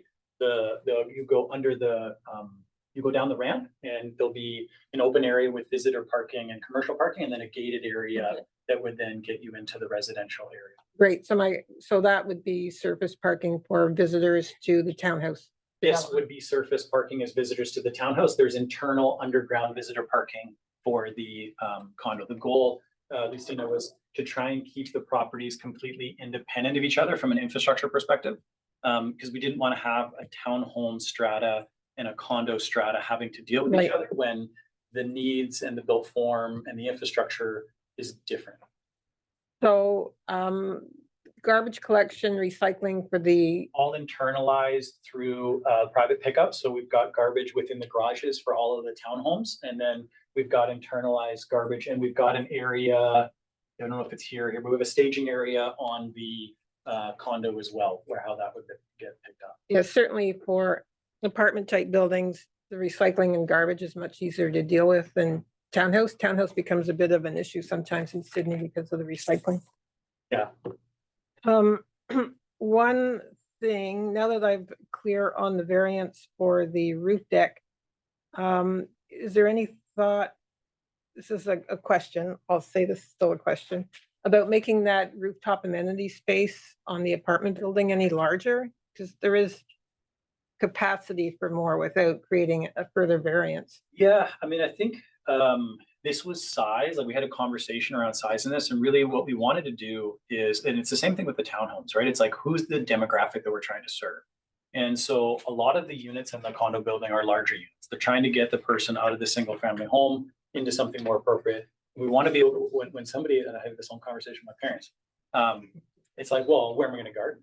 Right? It's like, well, you've got garden plots. Well, where am I going to hold a birthday party with 20 people outside? Right? Well, like, I don't have a balcony big enough to do that. Right? So we wanted to create that opportunity for that, but we didn't want to create an opportunity for 100 people.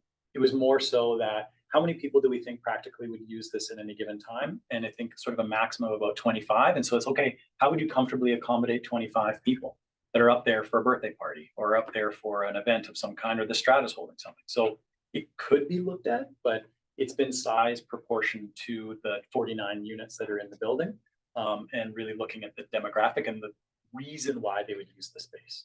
Also, it's been programmed because not everybody gets a view of the water. We want to have that opportunity for those who are facing the courtyard side to be able to gather with friends and family and to be able to enjoy the views. Right, and all the apartment units, they have their own separate balconies, is that correct? And some have 2 balconies, depending upon where they're located and how we're trying to break that massing up. Okay. I'll just add to that as well. If we start making the rooftop amenity too large, it can get into issues with exiting from the rooftop, and you have to start introducing additional stairs and everything to get off the rooftop. Okay, I think that's it for my questions for now. Thanks. Going back to the site plan.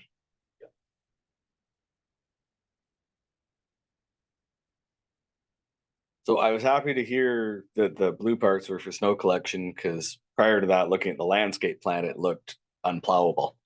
But it seems that there's a lot of stuff in the landscape plan that's planted in the same area as the snow collection.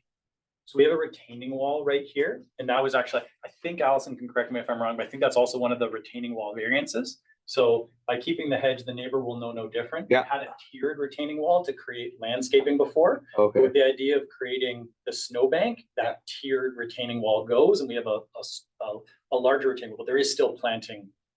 Planting up above it. Okay, because it had shown like a pin oak, which grows to like 100 feet tall. Right next to the hedge at the end of the road, which Joe, can you speak to that? Basically those snow collecting area or planting area, with the potentially in the wintertime the snowing will be there, but in the most of the rest time of the year it's just going to be a planting. So the pin oak will be removed when it snows? Joe? Sorry, pardon me. You had a question about pin oak, and there's one identified in one of the snowbank areas. Oh, there's no trees over there, actually. Oh, okay. There Yeah. was on the landscape plan. That makes the plow area look. And so the plow area, that's level with the road, the snow area? Okay, so is that something that the people in the end units will also, if they're backing out of the garage, can kind of drive over? Is it a drivable? Well, I guess it depends on how much snow they're dealing with at any given time. But if there's no snow, like the rest of the year, it's because with the road essentially ending, like with the road right at the end. Yeah. I mean, a lot of people drive smaller cars, but the Amazon delivery trucks don't, are pretty big, and every plumber, electrician, appliance repairman who's gonna have a service van, when they get down to that end, because there's not really driveways per se. No, but there's visitor parking for them, right? So if you've got somebody who's a tradesperson who needs to come on site, one of the benefits is because we have a large enough site, we've actually planned for visitor parking that isn't a requirement, but we feel is necessary. And so there's lots of opportunity for folks to go here. And in reality, they may decide during a really bad snow event that they want to stack more of it over here and take up some more of the visitor parking. Yeah, which that's fantastic. But with the snow collection area, like what will the surface of that be? Joe, if I may, Jordan.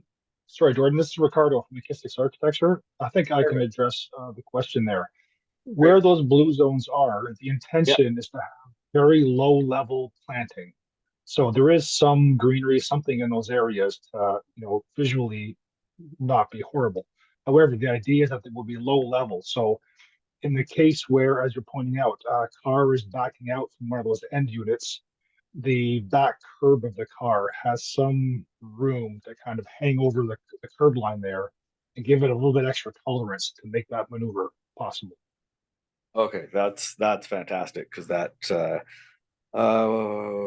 what is the height of the garage doors and the height of the underground? Technical question. I'm not smart enough for that. Of the townhomes? Yeah, the height of the garage entrance and then the height of the parkade for the underground? Yeah. In the condo? Yeah. Okay. You So get that? Go back to the section. If you can go back to the section drawing. Yeah. Forward, sorry. So you can see here on the townhomes, the lower floors have an 8-foot ceiling. So the garage doors will be about 7 feet tall. If we go ahead, the parkade level has a floor-to-floor height of just over 3 meters, 10'6". So you will be going down the ramp before you encounter, well, actually, there will not be a door at the bottom of the ramp because that is all public accessible parking. Not included in the slide deck would be the lower parkade plan. And basically you would be down into the parkade before you encounter the security gate separating the visitor parking from the residential parking. Okay, so it's a fair height for people who have, say, vans and whatnot with wheelchair ramps and whatnot. Looks like Major's got Yes, everything will be to code. The entire lower underground up to where will have a clear height of 7'6" as required by code. Thanks. Next question was rendering 1. I believe it's page 13.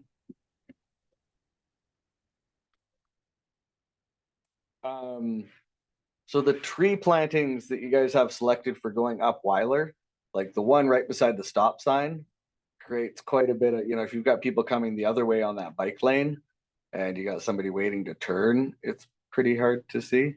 I could comment on that from a staff perspective. So the development permit and the landscape plan associated with it only has to do with private property.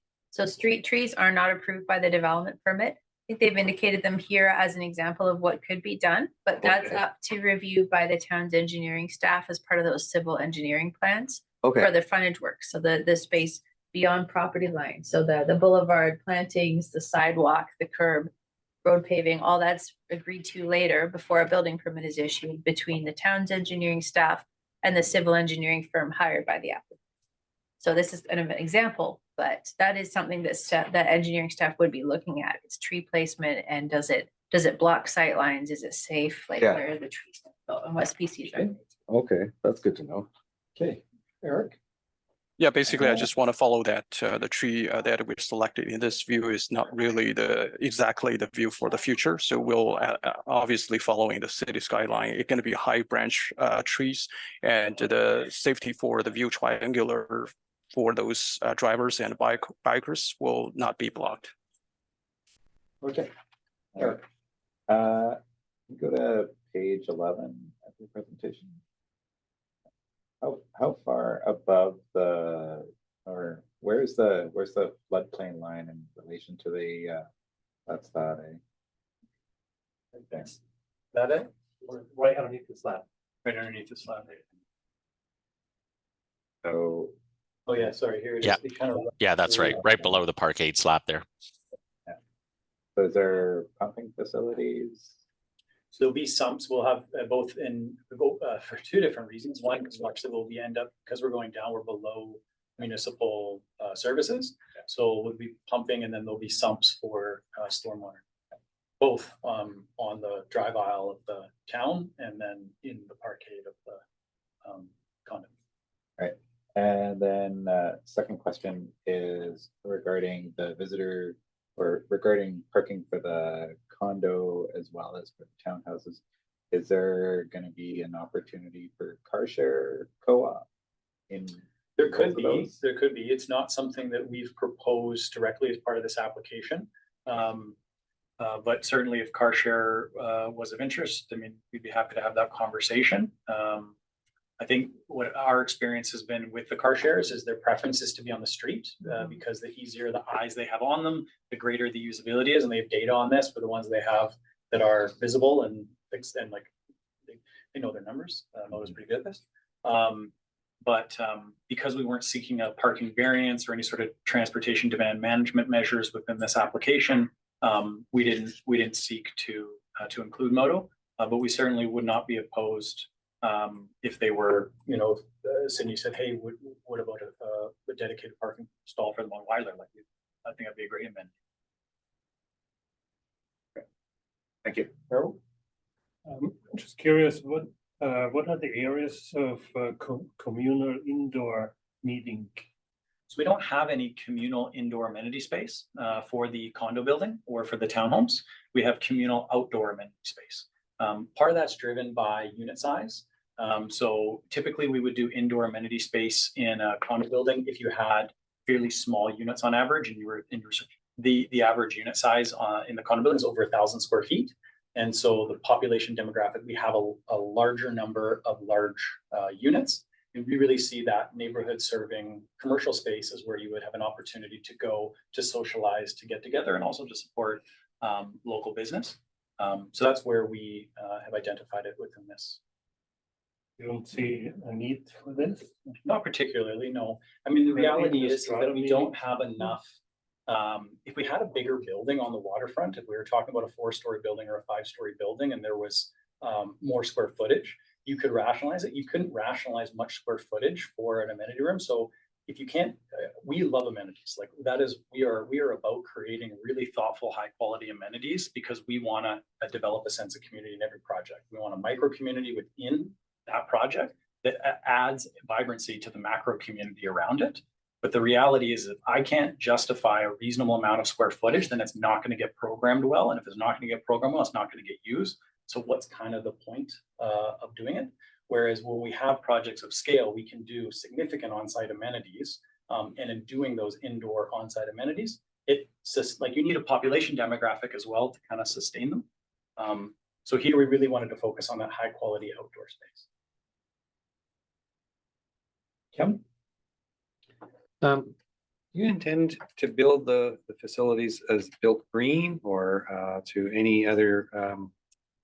I think that the building code is step 3 now. Yeah, we'll be building within the BC Energy Step Code and the Zero Carbon Step Code, and so we'll be following those. I think Built Green, LEED, Passive House, a lot of those things came on the forefront And then now government policy and regulation has kind of caught up to adapt a lot of that.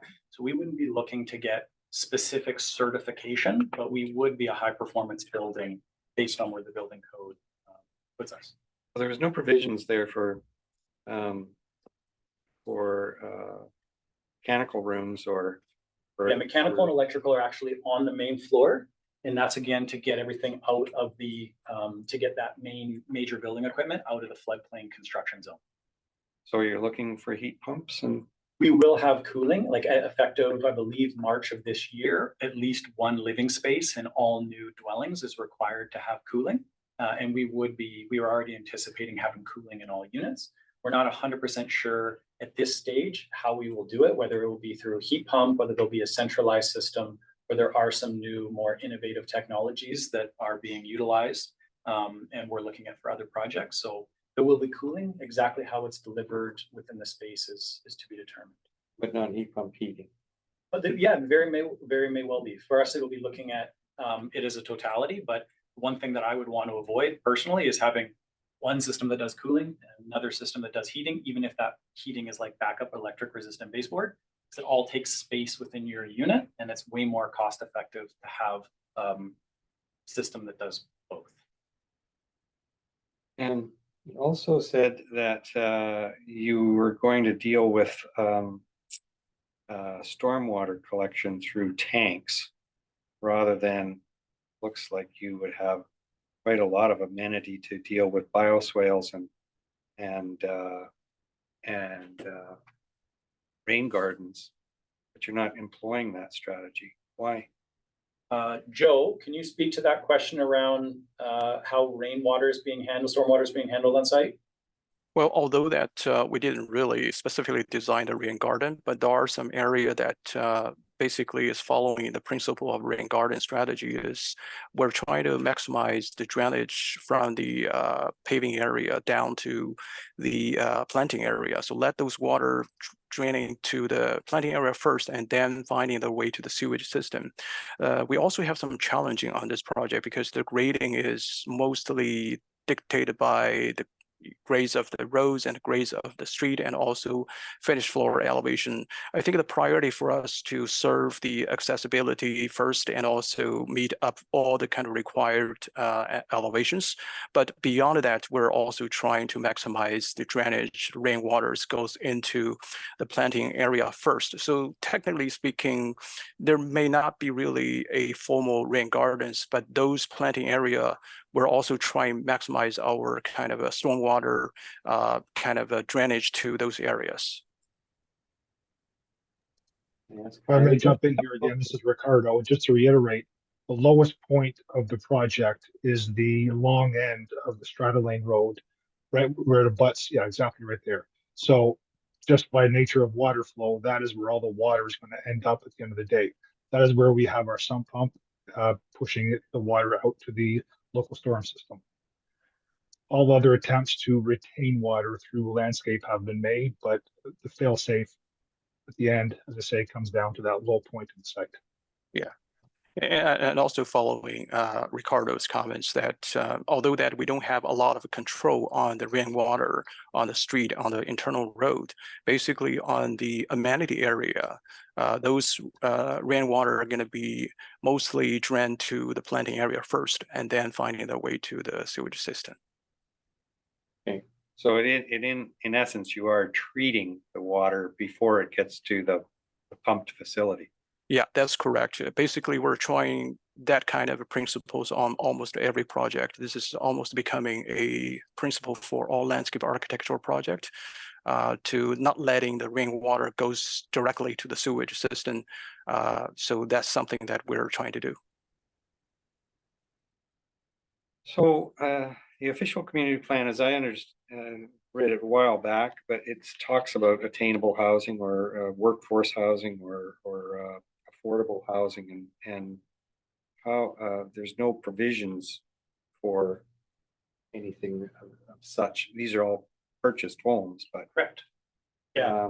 One of the attainable means of having a home is to have a suite that you would receive some income from. Was there any consideration to providing some of the larger units that would have the ability to have a suite?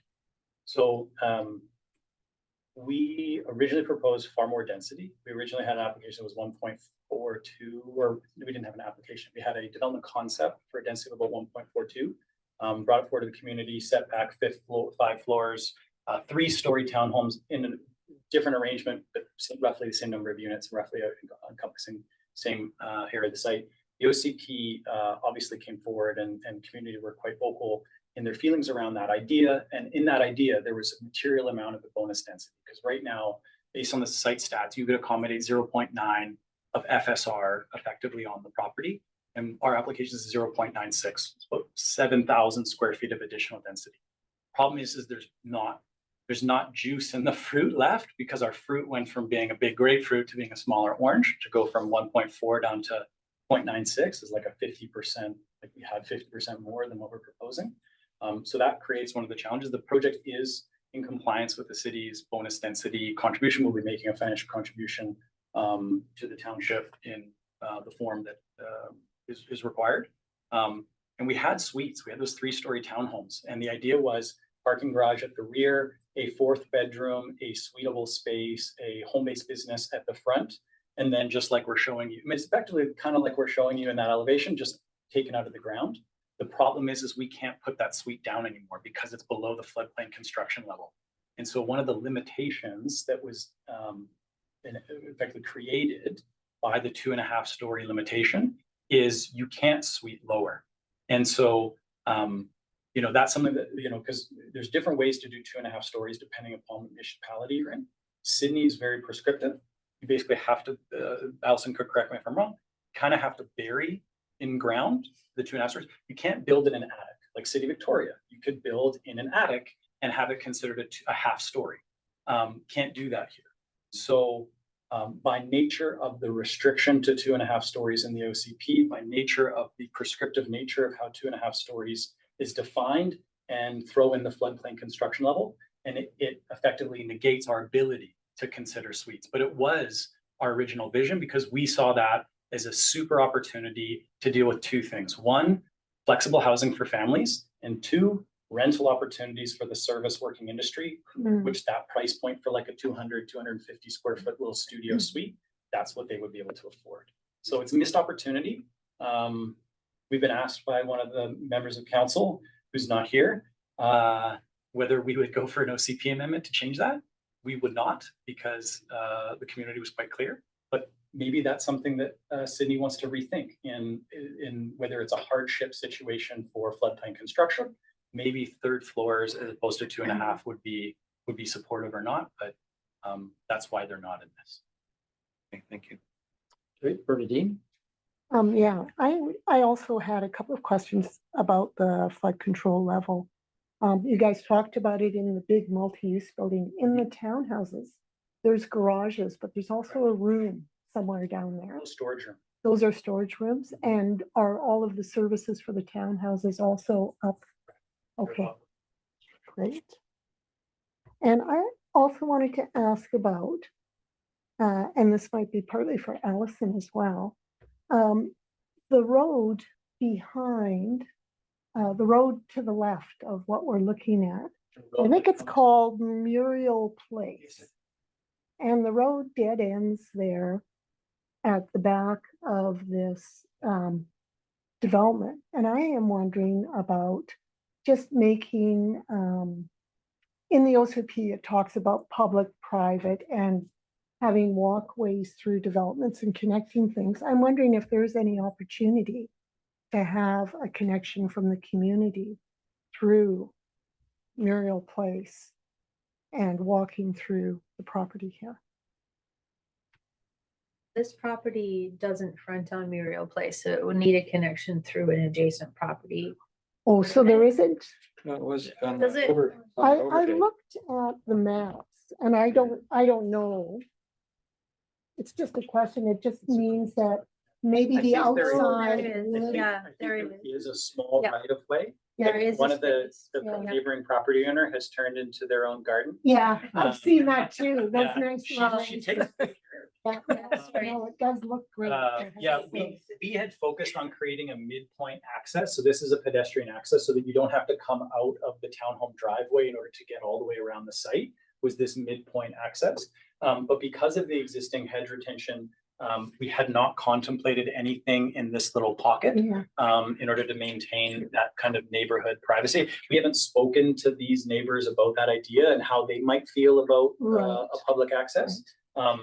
I would frankly prefer that it not exist because they become insurance problems, because I'm sure the city would want some form of a statutory right of way to guarantee access to the public for maybe 24/7, 365. If it's intended for public access, then we would want just that, like a stat right of way to Yeah. allow public access across this strata property out to Weiler. Like we would want to identify that area. And yeah, there are insurance implications to that. Okay. And we would have to identify the area.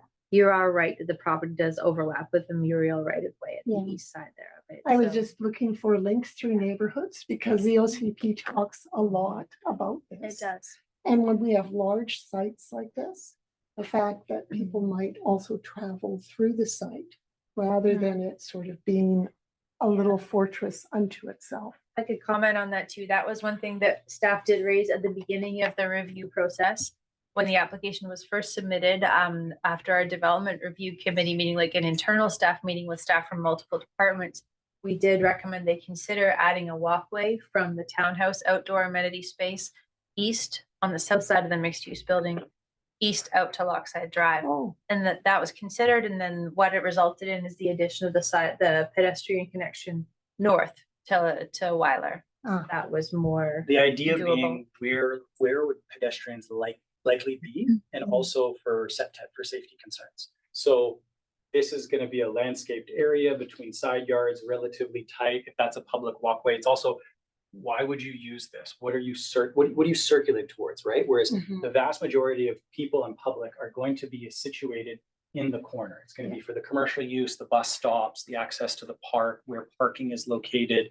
And so it was like, well, how do we get people, where's the most amount of activity going to happen? And how do we make it easier for people to get to the location where they're going to be coming from, going to, that kind of thing. Right.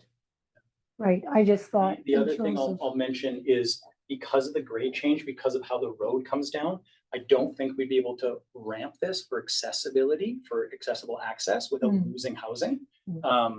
And so it would, if it was able to be even accommodated, which I don't know if it would be, it would likely be stairs. And so based on the design that we have right now, I think that the best approach and the most suitable one is how to connect from within. Yeah. Okay. And a second question, I also was thinking that the multi-use building at the front of the site was going to be a lot more commercial than it actually is. And I've heard what you've said about the neighborhood and so on. And if that is in fact the case, then there's probably no point in speaking further about this. The size of the building going along the front of Lockside, I would have loved to have seen actually two buildings there and some sort of central thing that people could pass in and out of the development rather than there being a solid wall. But it sounds like I'm probably way too late in the process now. You know, what's interesting. For this kind of thing to be considered. You know, what's interesting is we also looked at neighboring properties. So we looked at Blue Waters, which is a longer mass. We thought, there is some similarities to long frontages nearby, but how do we break it up more? Because theirs really does feel like one long building. And that's why we've taken kind of, how do we block it into three? The other thing that would naturally happen is that, because we looked at different shapes and sizes, we have sort of like a 7, an interesting 7 or an interesting L, whatever you want to call it, is kind of inverting it and doing a U, but that pushes the 3 stories now up Weiler. And so you end up with a larger massing going up Weiler. So you're breaking it on Lockside, but then you're building it up on Weiler. And we felt, given the neighboring context on Lockside and the goal of having front door to singles on Weiler, that actually wasn't the right approach. Yeah. And then there's some other challenges when we break into two buildings. We don't have enough build size to break into two buildings. We need two stair cores for both of those buildings, an elevator core for both of those buildings. Efficiency wise, It starts to take up room. well, it's just the efficiency, because now you have to have underground that services those two cores as well. It just, you lose efficiency. My other question was regarding the zoning comparison tables, because we haven't spoken about any of this. And can I ask some questions about this now? I'm Can I just make a quick interruption? Yeah. We're at 4 o'clock already. And I knew when we saw this agenda that we would probably be here for at least another 45 minutes. And I don't know how anybody feels about that, but given the historical nature of what we still have to do, I can imagine that it'll take about that long, because we haven't gone through our comments and evaluation yet. So go ahead, Bernadine, but just so that we're aware of that. If anybody has to leave, I can understand that. How much are parking tickets across the road? The town of Sydney will pay them. Yeah.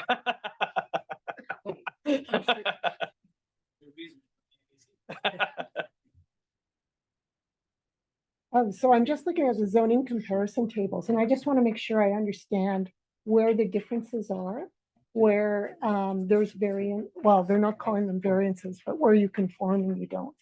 So I'm just looking at the mixed use site. And it says that the maximum density allowed is a 1.3 floor area ratio. And I'm seeing that the proposed development is 1.42. Is that For that lot, for that proposed for that subdivision. part? Combined over the whole site, it's 0.96, but once subdivided, you get 0.75 for the townhomes, and you get 1.42 for the condo. And if I could comment there, the 1.3, you're looking under the neighborhood commercial C2 zone. Right. So that I am. zone, it was provided as an example. That's not what we're going to be changing the zone to. We're going to draft a new comprehensive development zone. Because in the current zone, the C4 is what the property is zoned right now. is Okay. C4, and that one doesn't have a maximum. Yeah, no. That was Gotcha. provided as an example. Yeah. And you were trying to come with something that's close to what you would ultimately do. And again, I just see that there's a slight height difference, again, comparing it to C2. And also the rear and the side setbacks are also shown as less than what we would get in a normal C2 zone. So the rear setback, which is to the south, is that between the multi-use building and the 2 or 3 or 4 Yeah, because there's houses an there? exit stair. There's an exit, Richard, if you go forward to the site plan, there's an exit stair that's basically right on that property line, right? Right here. I think are we talking about the south? The south lot line. Where it's your C1, rear. C3, Yeah, that A1? one. Yep, so our setback to the building, I think. Yeah. Yeah, it's 4.9 as opposed to 5.5. And I'm just, which is, I understand a comparison. I'm just wondering about that because I think that's where probably some of the greater sensitivity is to neighbors that are very close there. And personally, I kind of think, ooh, I don't think that's the kind of setback that I would be really thrilled about. You, just so you know, if you, Richard, go back one slide. So the existing 2-story motel is actually far closer, probably about 1.5 meters to 2 meters away from the existing neighbors. So we're actually moving the new building. It was 1 story taller, but is actually more than double the distance away from the property boundary to that property line. So it's important, I think, to look at it, what's there today as well. Yeah, no, and that's a really good point. I was under the impression that it was actually a larger. No, because this outline shows you that red, and then where the green is proposed for the new. Oh, okay. 2.5 meters. Okay, great. And maybe associated with that as well, I know that the articulation on the multi-unit building is really great. You're breaking it into chunks and all that kind of stuff. Was there any thought given to stepping back the 3rd story? Particularly along that building face. Not particularly. I mean, we're breaking it with different balcony forms, and then we're taking kind of the roof overhang, but then breaking that roof overhang into the boxes. So If there was, again, it comes down to height, right? 3 stories, trying to figure out how can we make something viable within 3 stories, as you saw in the chart, is not a lot more than what you could do in a 2-story townhouse form or a 2-story motel form today. So our original concept for a 5-story building had a setback 4th floor, and then an even further setback 5th floor. Yeah.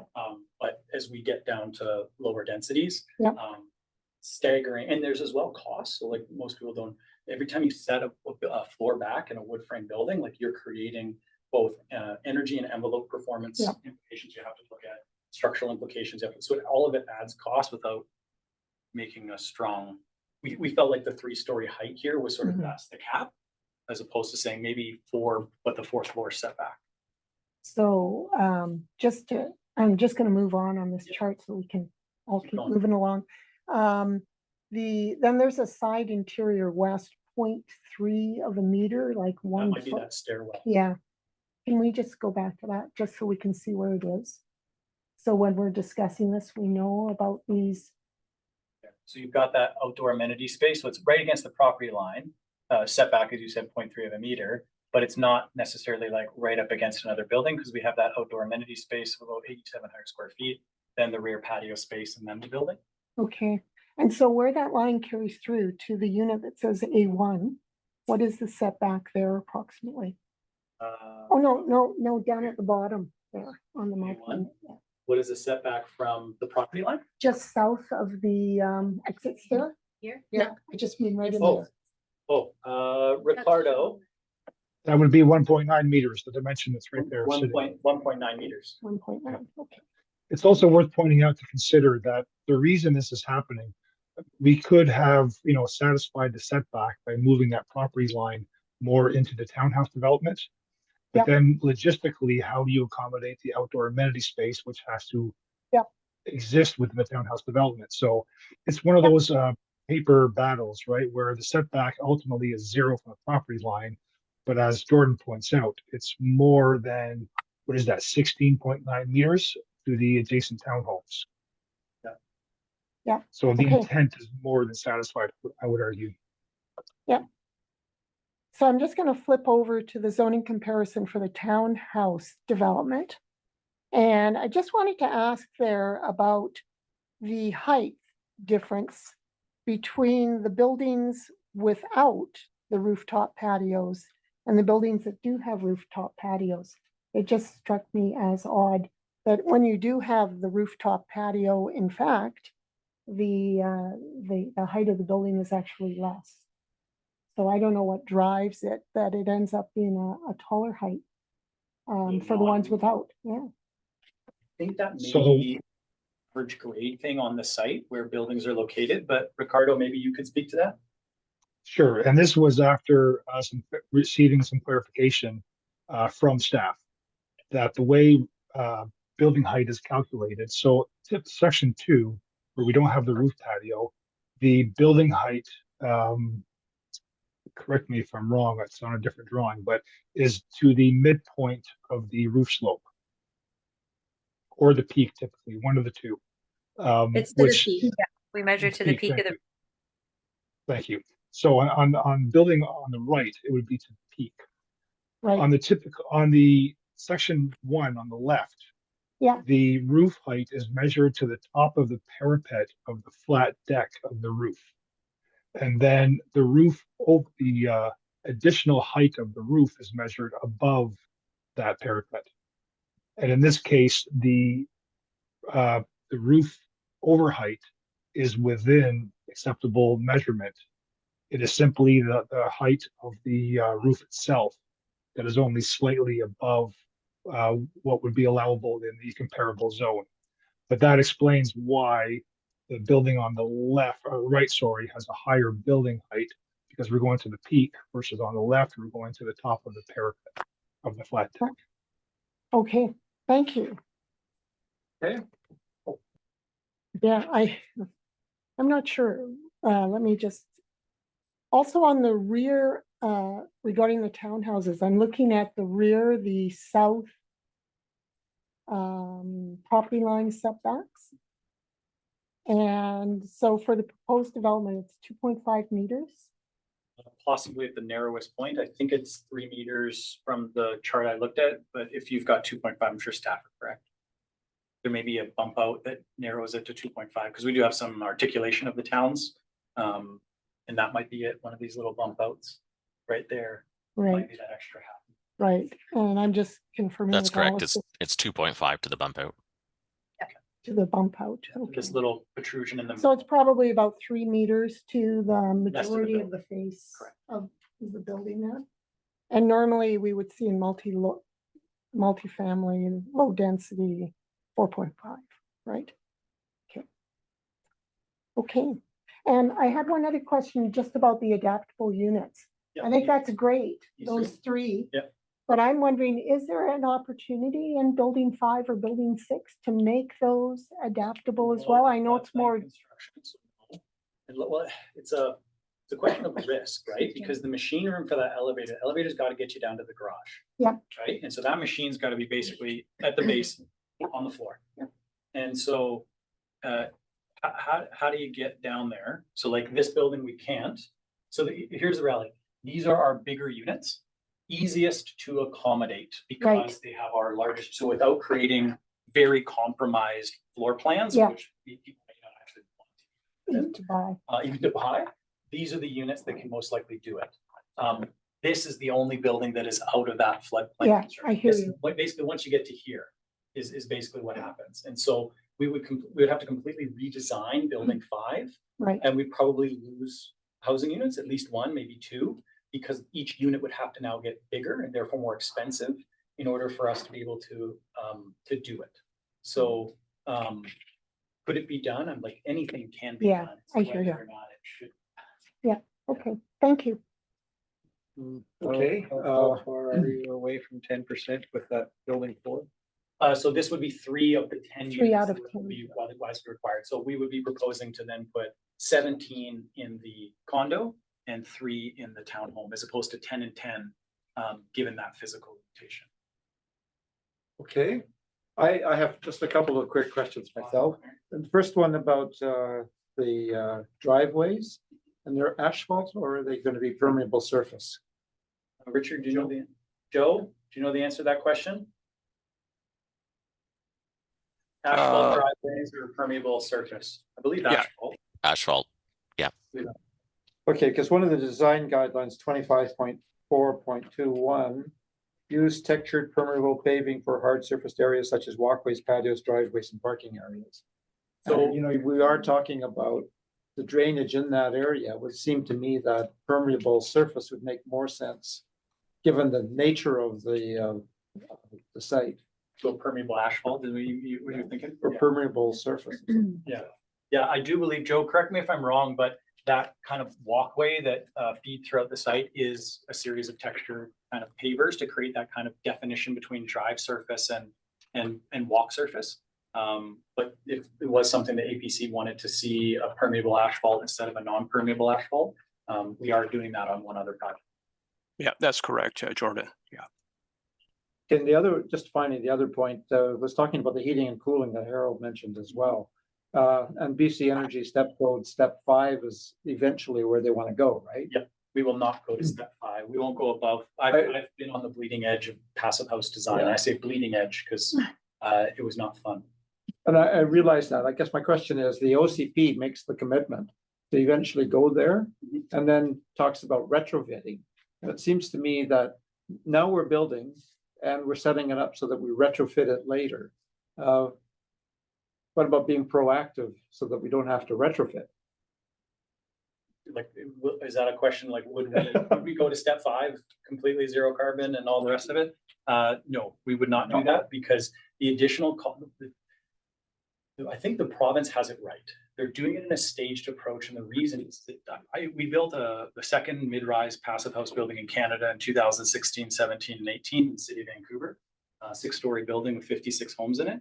I went through the experience of having a trade market and a supplier market that didn't understand, because you were on the leading edge of trying to do something, and the cost and time and money to try and get everybody up to speed on doing that was very difficult. But I think the province recognized that, where they said we need to bring this in phases so the trade market and everybody can kind of get on board in a sequencing, an evolution of where we ultimately plan on landing. But everybody who's gone ahead of that program has regretted it. I went ahead and did the passive house and regretted it. And so as much as I agree with that sentiment, our experience on the ground is not one that wants to be doing that. Okay, thank you. Thank you for your presentation. Any last quick comment, because we're running really late? Sure, I think I can keep these fairly concise. So the one thing that does interest me about the landscaping is that integration or the connection between the community space and the apartment building. I believe that they're looking into, This outdoor space? no, This one. yes. It's independent. It's not for the apartment building. They have their own grade outdoor. No, I understand that, but when you're in that community amenity space, you'll be looking at blank walls.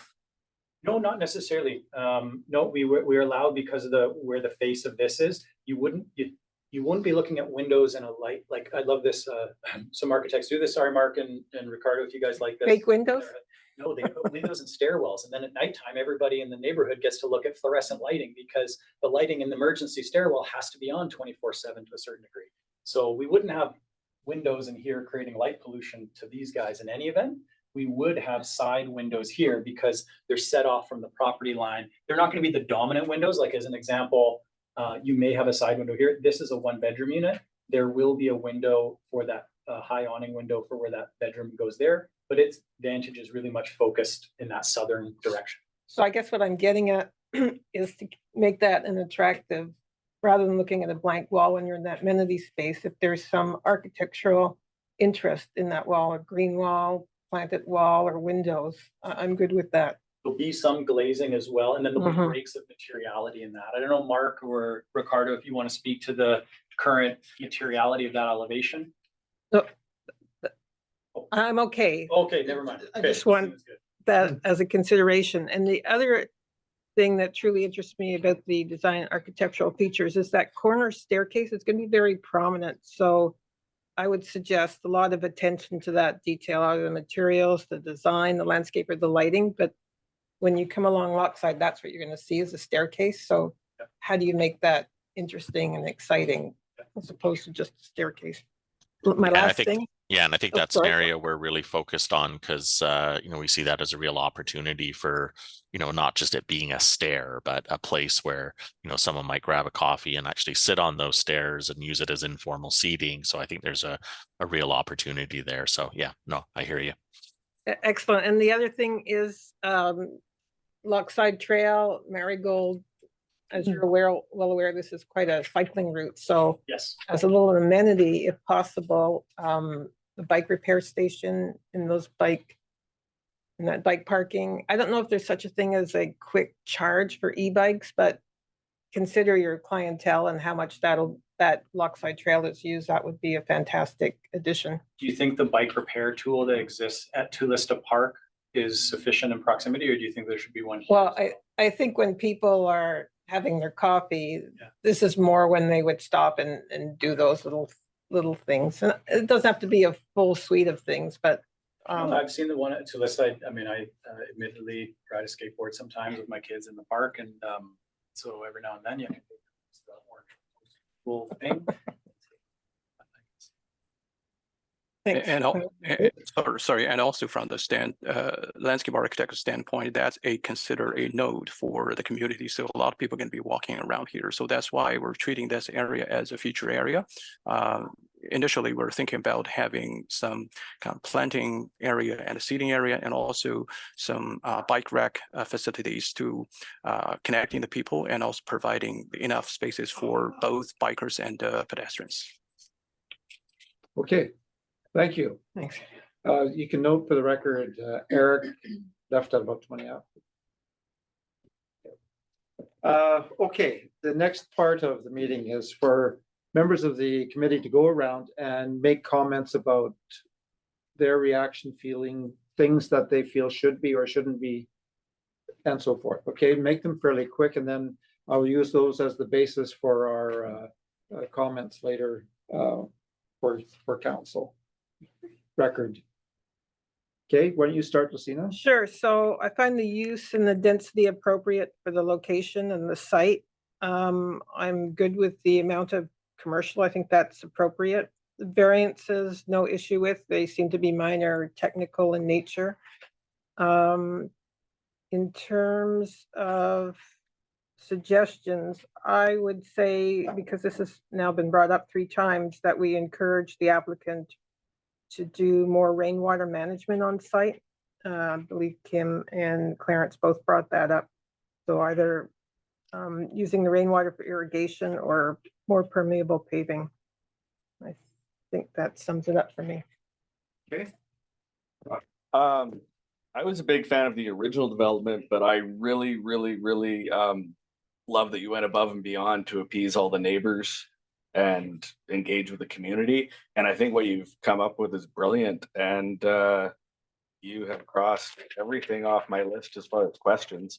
And as far as the variances go, you know, I think because the building's so wide, that 25%, I mean, it's still over 20 feet.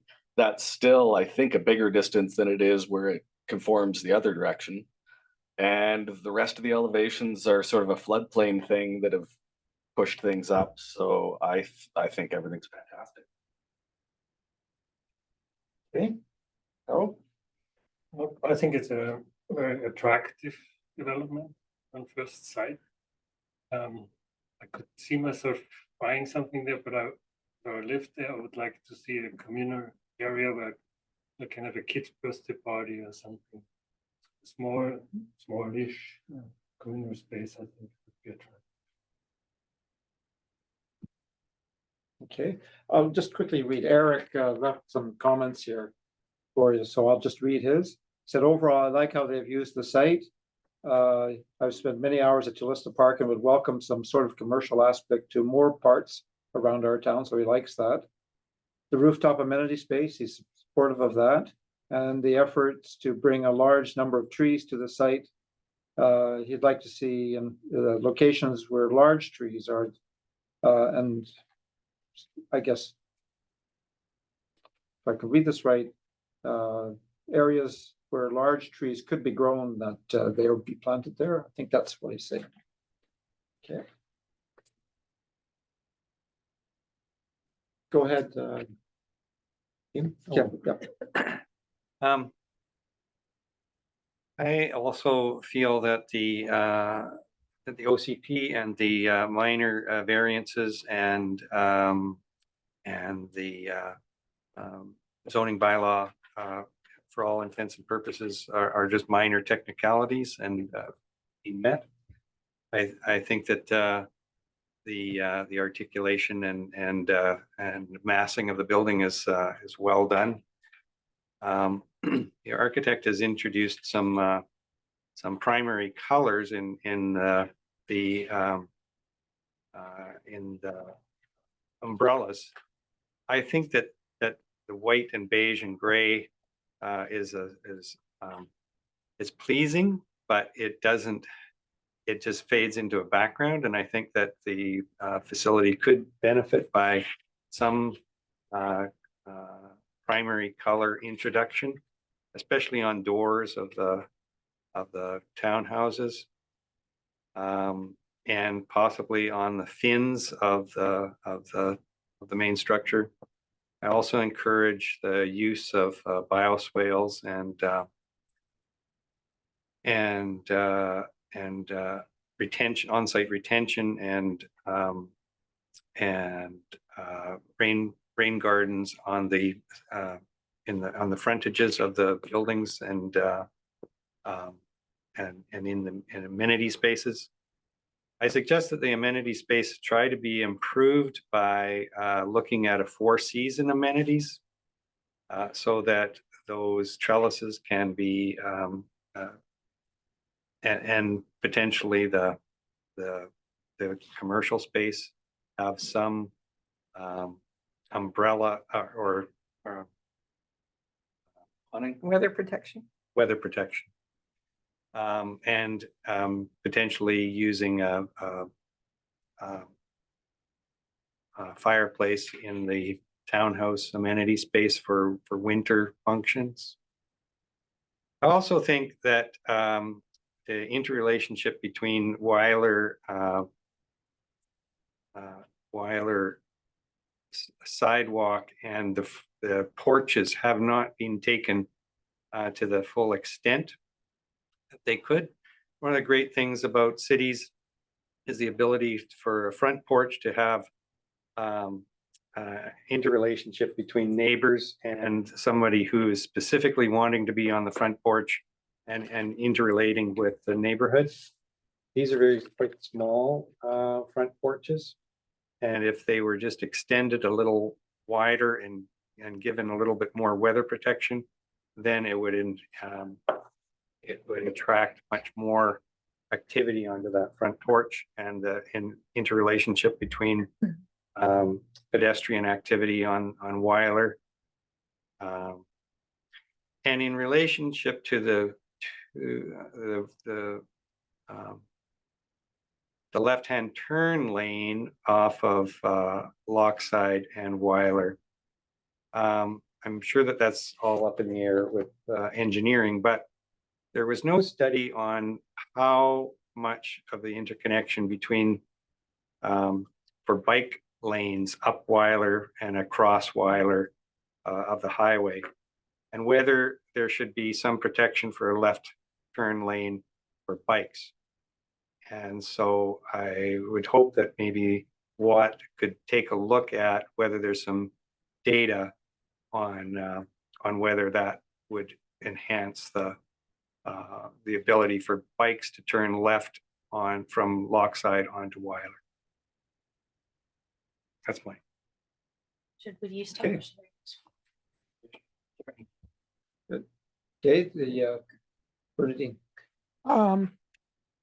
Well, overall, I really like the look of the entire development, the buildings and the finishes. I particularly like the rooftop balconies, the one on the main building being set back so that it's not going to affect neighbors and so on. And that there's also rooftop balconies on the townhouses. Also the outdoor amenities area. I was really impressed, particularly by those benches and walkways through the whole site. And overall, I just want to say, like with the whole project, I really appreciate that we're looking at a 2.5 story and a 3-story building height for this whole site is great. Other than that, probably my comments don't influence anything at this point, because I really would have liked to see more commercial on the main floor of this building. And I thought that that was really something that we were looking at in the OCP to try to establish in neighborhoods. But if the neighborhood itself is saying we don't want that, I'm not sure that is something that we want to push on to people. But I would have liked to have seen actually some more commercial on the main floor here. I would have liked to have also seen, because of the size of the building, that maybe there were 2 buildings instead of 1. But again, I don't think I have a lot of traction in the room with that comment.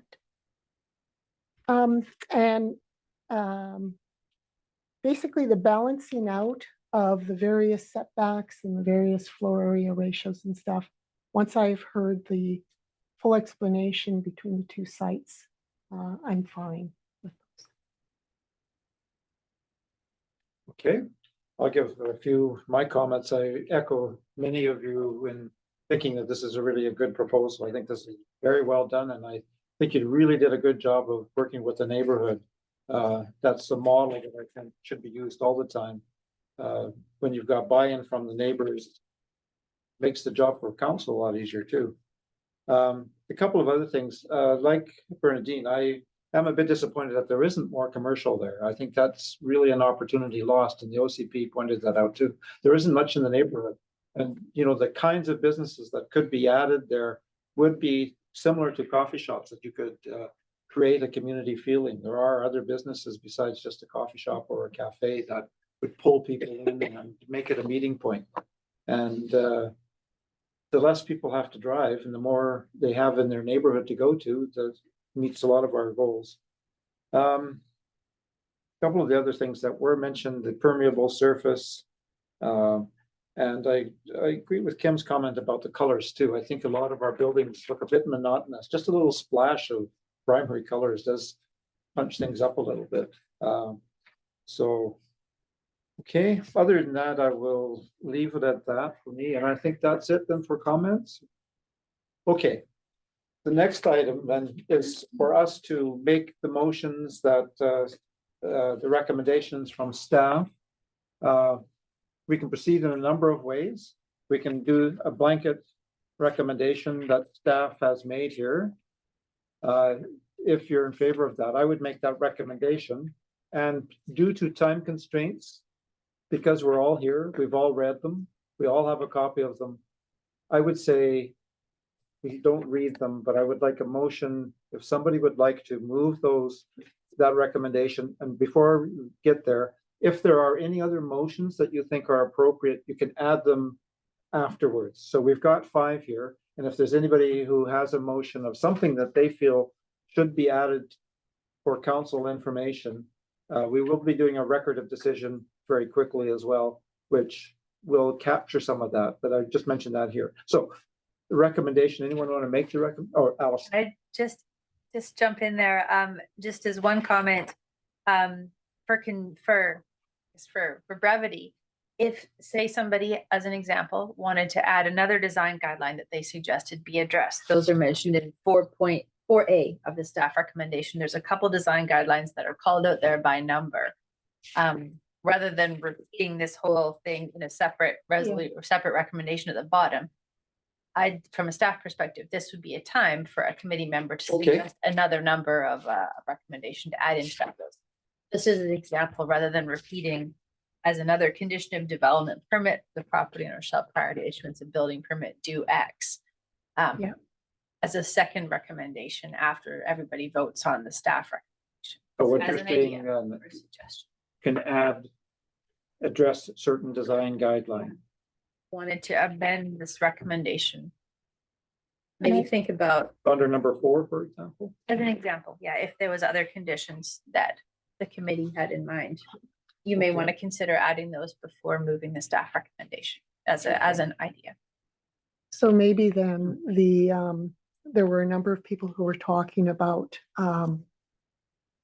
rainwater retention on the site and bioswales and so on. If we can tie that to one of the environmental guidelines and just have it listed under number 4, then that might be a good way to do it. That was design guideline 25.4.1. I've got in the OCP, there's 433, minimize the amount of impervious surfacing and apply sustainable stormwater practices that reduce the speed of runoff, keep stormwater clean, and allow for gradual infiltration into the ground, such as permeable paving, rain gardens, bioswales, and other biofiltration features into the landscape design. So we could reference that one. If the committee wishes. Okay, so we add that to A. That's No, that would become a D under 4A. Oh, is it? It could be 4, we could add that into 4A, because there's 2 design guidelines already called out there, so we could add that in as like 24.4, it talks about bird-friendly design, and then that one, so we'd put that in kind of in sequential order, wherever that number. Right. 24.4.33.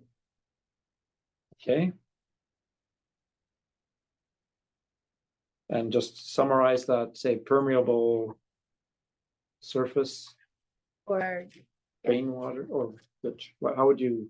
I had rain gardens and bioswales, but it could be permeable surface. Which would you prefer? Why not rain gardens, swales, and permeable surface? Okay.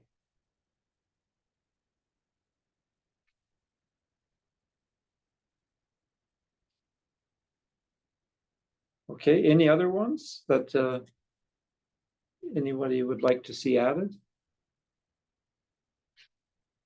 I kind of liked his idea of larger front porches if it's not cost prohibitive, like if it doesn't make like a huge difference and make the unit more unaffordable, you know. Setback issue.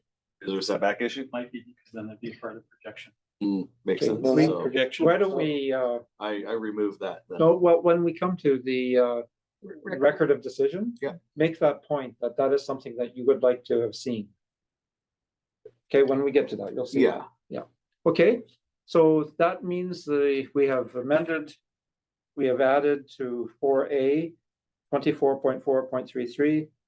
So can I have a motion that these 5 recommendations from staff be moved? Just before sorry. we get to that motion, I wondered, is there anybody else who wanted to see more commercial on the main floor? Like whether we wanted to add that as a recommendation? I might be standing alone on this. Well, I thought the same, but I don't really know whether 1500s, when he talked about, a bakery cafe, I think of Fall Epi downtown and that there's a separate bakery and a separate cafe. And it's much more than 1500 square feet. And that's a very successful facility. And I sort of think about the small Marigold Cafe. Yes, it's a stop off point, but it's not really other than that, it sort of fades into the background again. And it's not a center that you would go to. If I may just interject, I'll just suggest, the backstory was presented and staff certainly were encouraging more commercial throughout this process. The OCP does. The reality is the same level of engagement, which we've acknowledged and we appreciated. And as Clarence noted, it was not well received in the neighborhood. So I don't speak for council in its entirety, but I would suggest that this would be an obstacle that would probably be eliminated at the next step if you were to introduce it, would be a likely outcome. So again, if I can interject as our perspective, one of our most vocal neighbors opposed to commercial is sitting right here. Oh, I saw him shaking his If you were head. to ask if a motion was to be approved and I was to action it, I don't think I would want to. Even though it's no public hearing, Jerry can write, and so can everybody else. Okay. And I'm just saying, I would want to. Kind of where we're at for a reason. Yeah, and then the other thing to note is that this would mean a redesign of a fair bit of that first We would lose floor. housing. So that's the other thing. Yeah. That you will lose housing units to exchange for. So Bernadine, what I would suggest, and I agree Yeah, with no. you, and Harold agrees with you too, Yeah. that make this as part of the record of Yeah. decision. And Yeah. I actually feel quite strongly about that. I think Yeah. we missed opportunities in our last rezoning or last condo building as well. Yeah. where, Okay, good. neighborhood commercial makes so much sense. I just thought I'd ask. So before- can I have a motion? Yeah, I'll move that we. Okay, have a vote on Bernadette. the motion. Bernadine, the 5 recommendations. by Second. Councilor Lucina, second. Okay, discussion on this. All in favor? Carried.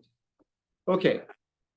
That's the part for you guys. 2 minutes early, Clarence. No, no, We're not we're finished not yet. done yet. We're not done yet, unfortunately. But you're. You're done, You're done. and you may be excused if you may watch. No, No, you can stay for the this is record. open meeting completely. Okay, the next part is the record of our decision, or record of our discussion. I'll just Where are we here? remind you all, and visitor too, just if you could find out the. Oh, The yes. town hall is closed at this point. There may still be somebody upstairs, but Leave our badges. leave your badges and sign out in the binder on the front. Thank you. Allison. Thank you. Somebody takes it down. Okay, record of decision. I will mention what I have heard and we'll try to do this as quickly as possible and make a note if I've missed something. Are you keeping this, Allison, or is Ruth is?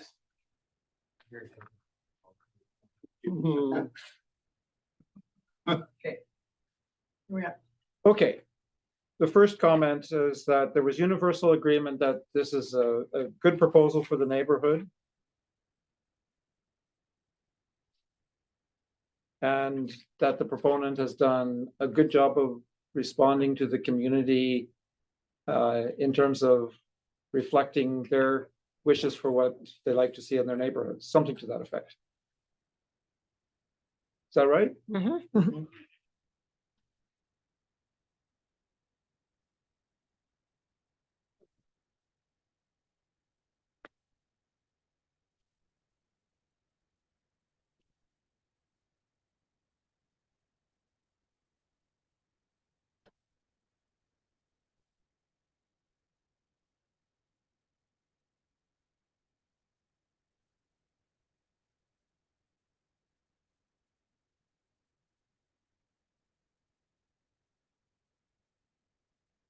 There was good support for the variances and the density on the property.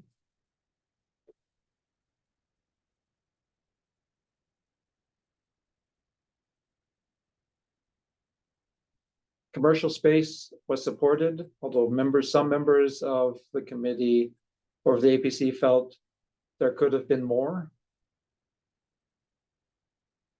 as recommended in the OCP. I think I would add that as well. Mhm.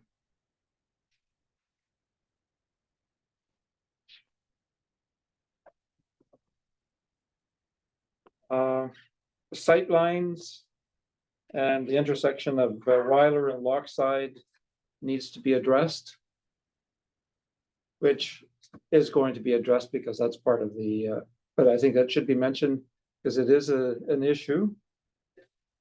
The sight lines and the traffic patterns at Weiler and Lochside, particularly going northeast, or turning north from Weiler, needed to be addressed.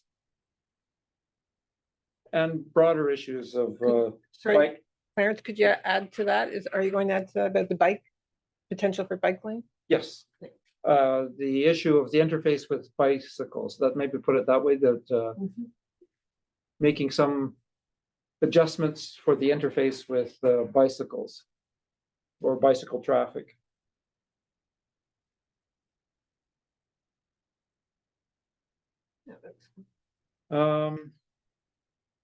The design and the building features are attractive.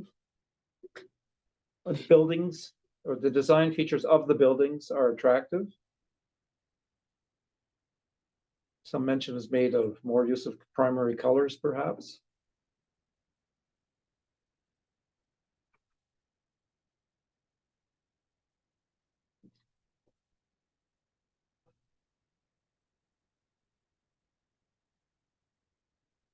Okay, anything else that You mentioned about an expansion of the front entry porch of the townhouse on Weiler to make better Okay. community connection. Okay, expansion of front porch entries onto Weiler being expanded? Or, sorry, that's redundant. Expansion of the front porch entries onto Weiler.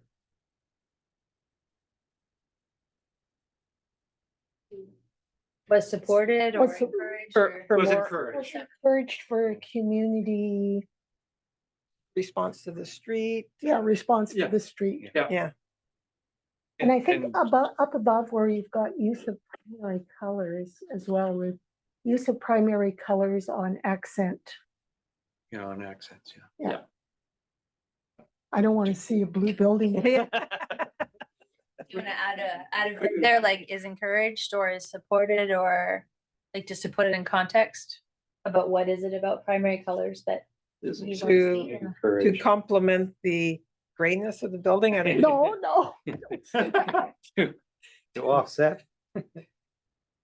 Just to add color. I Yeah, think is good. yeah. Do we need to state anything about the agreement with the three, I think 3 or 4 townhouse units that will become adaptable? Yeah, You sure. could put it in Absolutely. comment Yep. That the committee supported that idea. Yep. Yeah. That- Supported the Clarence wants idea to of word the it? adaptable townhouses. and that additional townhouses could not be made adaptable without, because of the floodplain and the size of units available. Yeah. Without loss of units.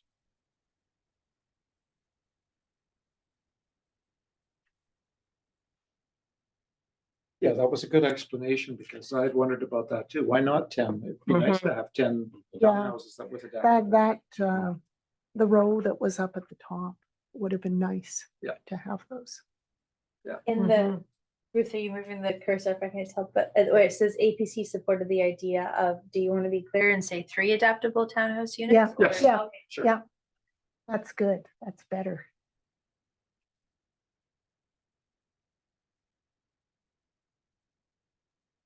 Yeah, that sort of captures most of Good point. the notes I have. Mhm. Anybody else have anything missed? In the second Okay. bullet, sorry, just in the second bullet, can we say good support for the variances?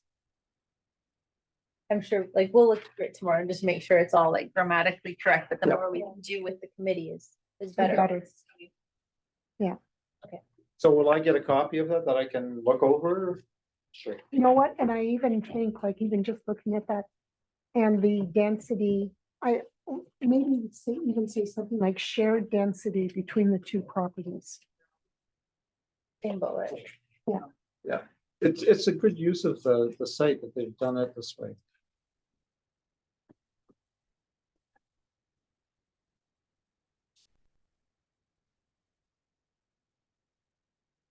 Great.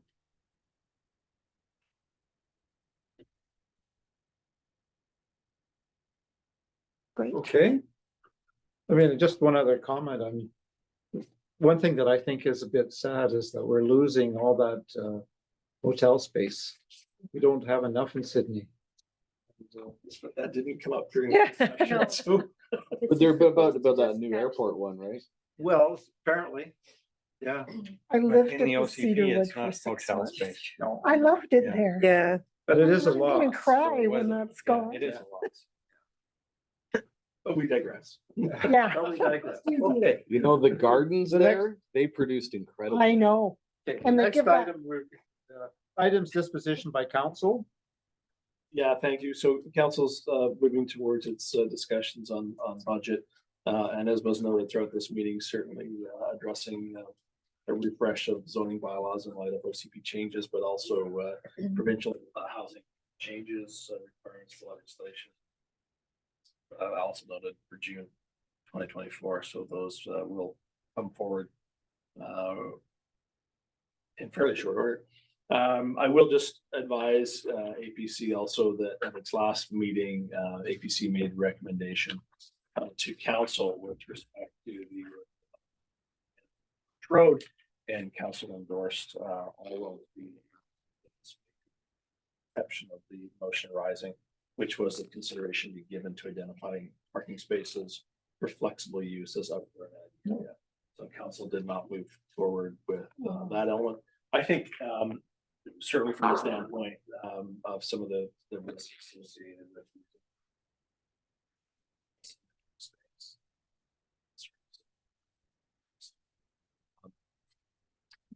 that's in, I guess, staff's hands at this point because it'd be So coming forward likely. I can add to that. We did send out a notification, a radius mail out and put ads in the newspaper. The first one appeared last Thursday that the bylaw will be going for first reading on January 22nd. So definitely look at that agenda if you're interested, because that agenda will go out on Thursday this week. So, and the bylaw will be on the consideration. And then is there public comment somewhere in there in between the second and the third reading or something like that? Or there's So the no, public hearing is, we're prohibited from holding a public hearing. Okay. As I said, Okay, great. the legislation has changed around that. So that's why Yeah. we give the notification of first reading. Yeah, yeah. We send a notice before first reading starts. But multiple readings can happen at one meeting. Yeah. And in this case, there's no other ministry to refer the bylaw to, like if it was adjacent to the highway or something. Yeah. Like within, I think the requirement is like within 800 meters of the intersection of Beacon and the highway. We refer it to Ministry of Transportation and Infrastructure for their approval before we can adopt the bylaw. This one isn't in that situation. So council can give multiple readings on the same night. Right. So they'll just be receiving public comments prior to like written comments. There's public Well, Public participation. participation at the start of each Right. meeting. Okay. Fine. I bet there'll All be this is some. done in my mind, it's shifted. Earlier. Started the meeting. Yeah, yeah. I hear. I get it. But there's nothing to prevent council from holding a public meeting just on a proposal rather than having a public hearing. Oh, Well, I we think have that to would follow be, the legislation. Oh. yeah, that would be Like, we- contrary to the trouble. intent of the legislation. I think you'd Yeah. find yourself. How to put up a red flag on the town of Sydney and all of a sudden the ministry is looking at you. Yeah. I would think so. But again, I Would, like to find out. I think there'll be a Get an few, opinion I on think that. there'll be a few test cases in the months ahead from all the municipalities and how they address this, I'm sure. But my interpretation would be that that would be offside. Having said that, again, we are going to see public participation, which we already have at the start of each meeting, begin to focus more so on what we used to What's on consider the public hearing. The opportunity is still there for feedback, of course, from the public. The legislation is very strong in terms of what we're permitted to do and what we're not permitted to do anymore. So I think we need to be careful to follow that Yeah. legislation. I just wanted to understand how the rules have changed. They definitely have. Yeah. Clarence, you do have to hope you have a council that's willing to then. Oh, that's true. Because you've had councils in the past that probably would not do that. It's 20 minutes and 20 minutes. Whereas we have to move a motion extending it. Right. And hopefully you'll have council in the future that will be willing to We'll do that. the same. Yeah. Public hearing is a very specific legal Oh, yeah. instrument, which is Yeah. different from just having a meeting and information and all of that. Anyway, that's Agreed. okay. That's the last item. Then that's it. Thank you. Okay, and I just want to do one formal thing before we go. For the record, I would just like to give thanks to Gay Van Sant, David Ryder, and Kelly Bull-Tomer for their service on the APC. So just to have that in the record. Can you have a motion to do that? Sure. First, second, Lucina, Bernadine, Lucina. And it's moved. Gay Van Siri. even theory, Then Kelly. a motion to adjourn. Oh. Let one of the new people do that. Yeah. Made it to our first Carol. meeting. Cam, Everyone. Thanks.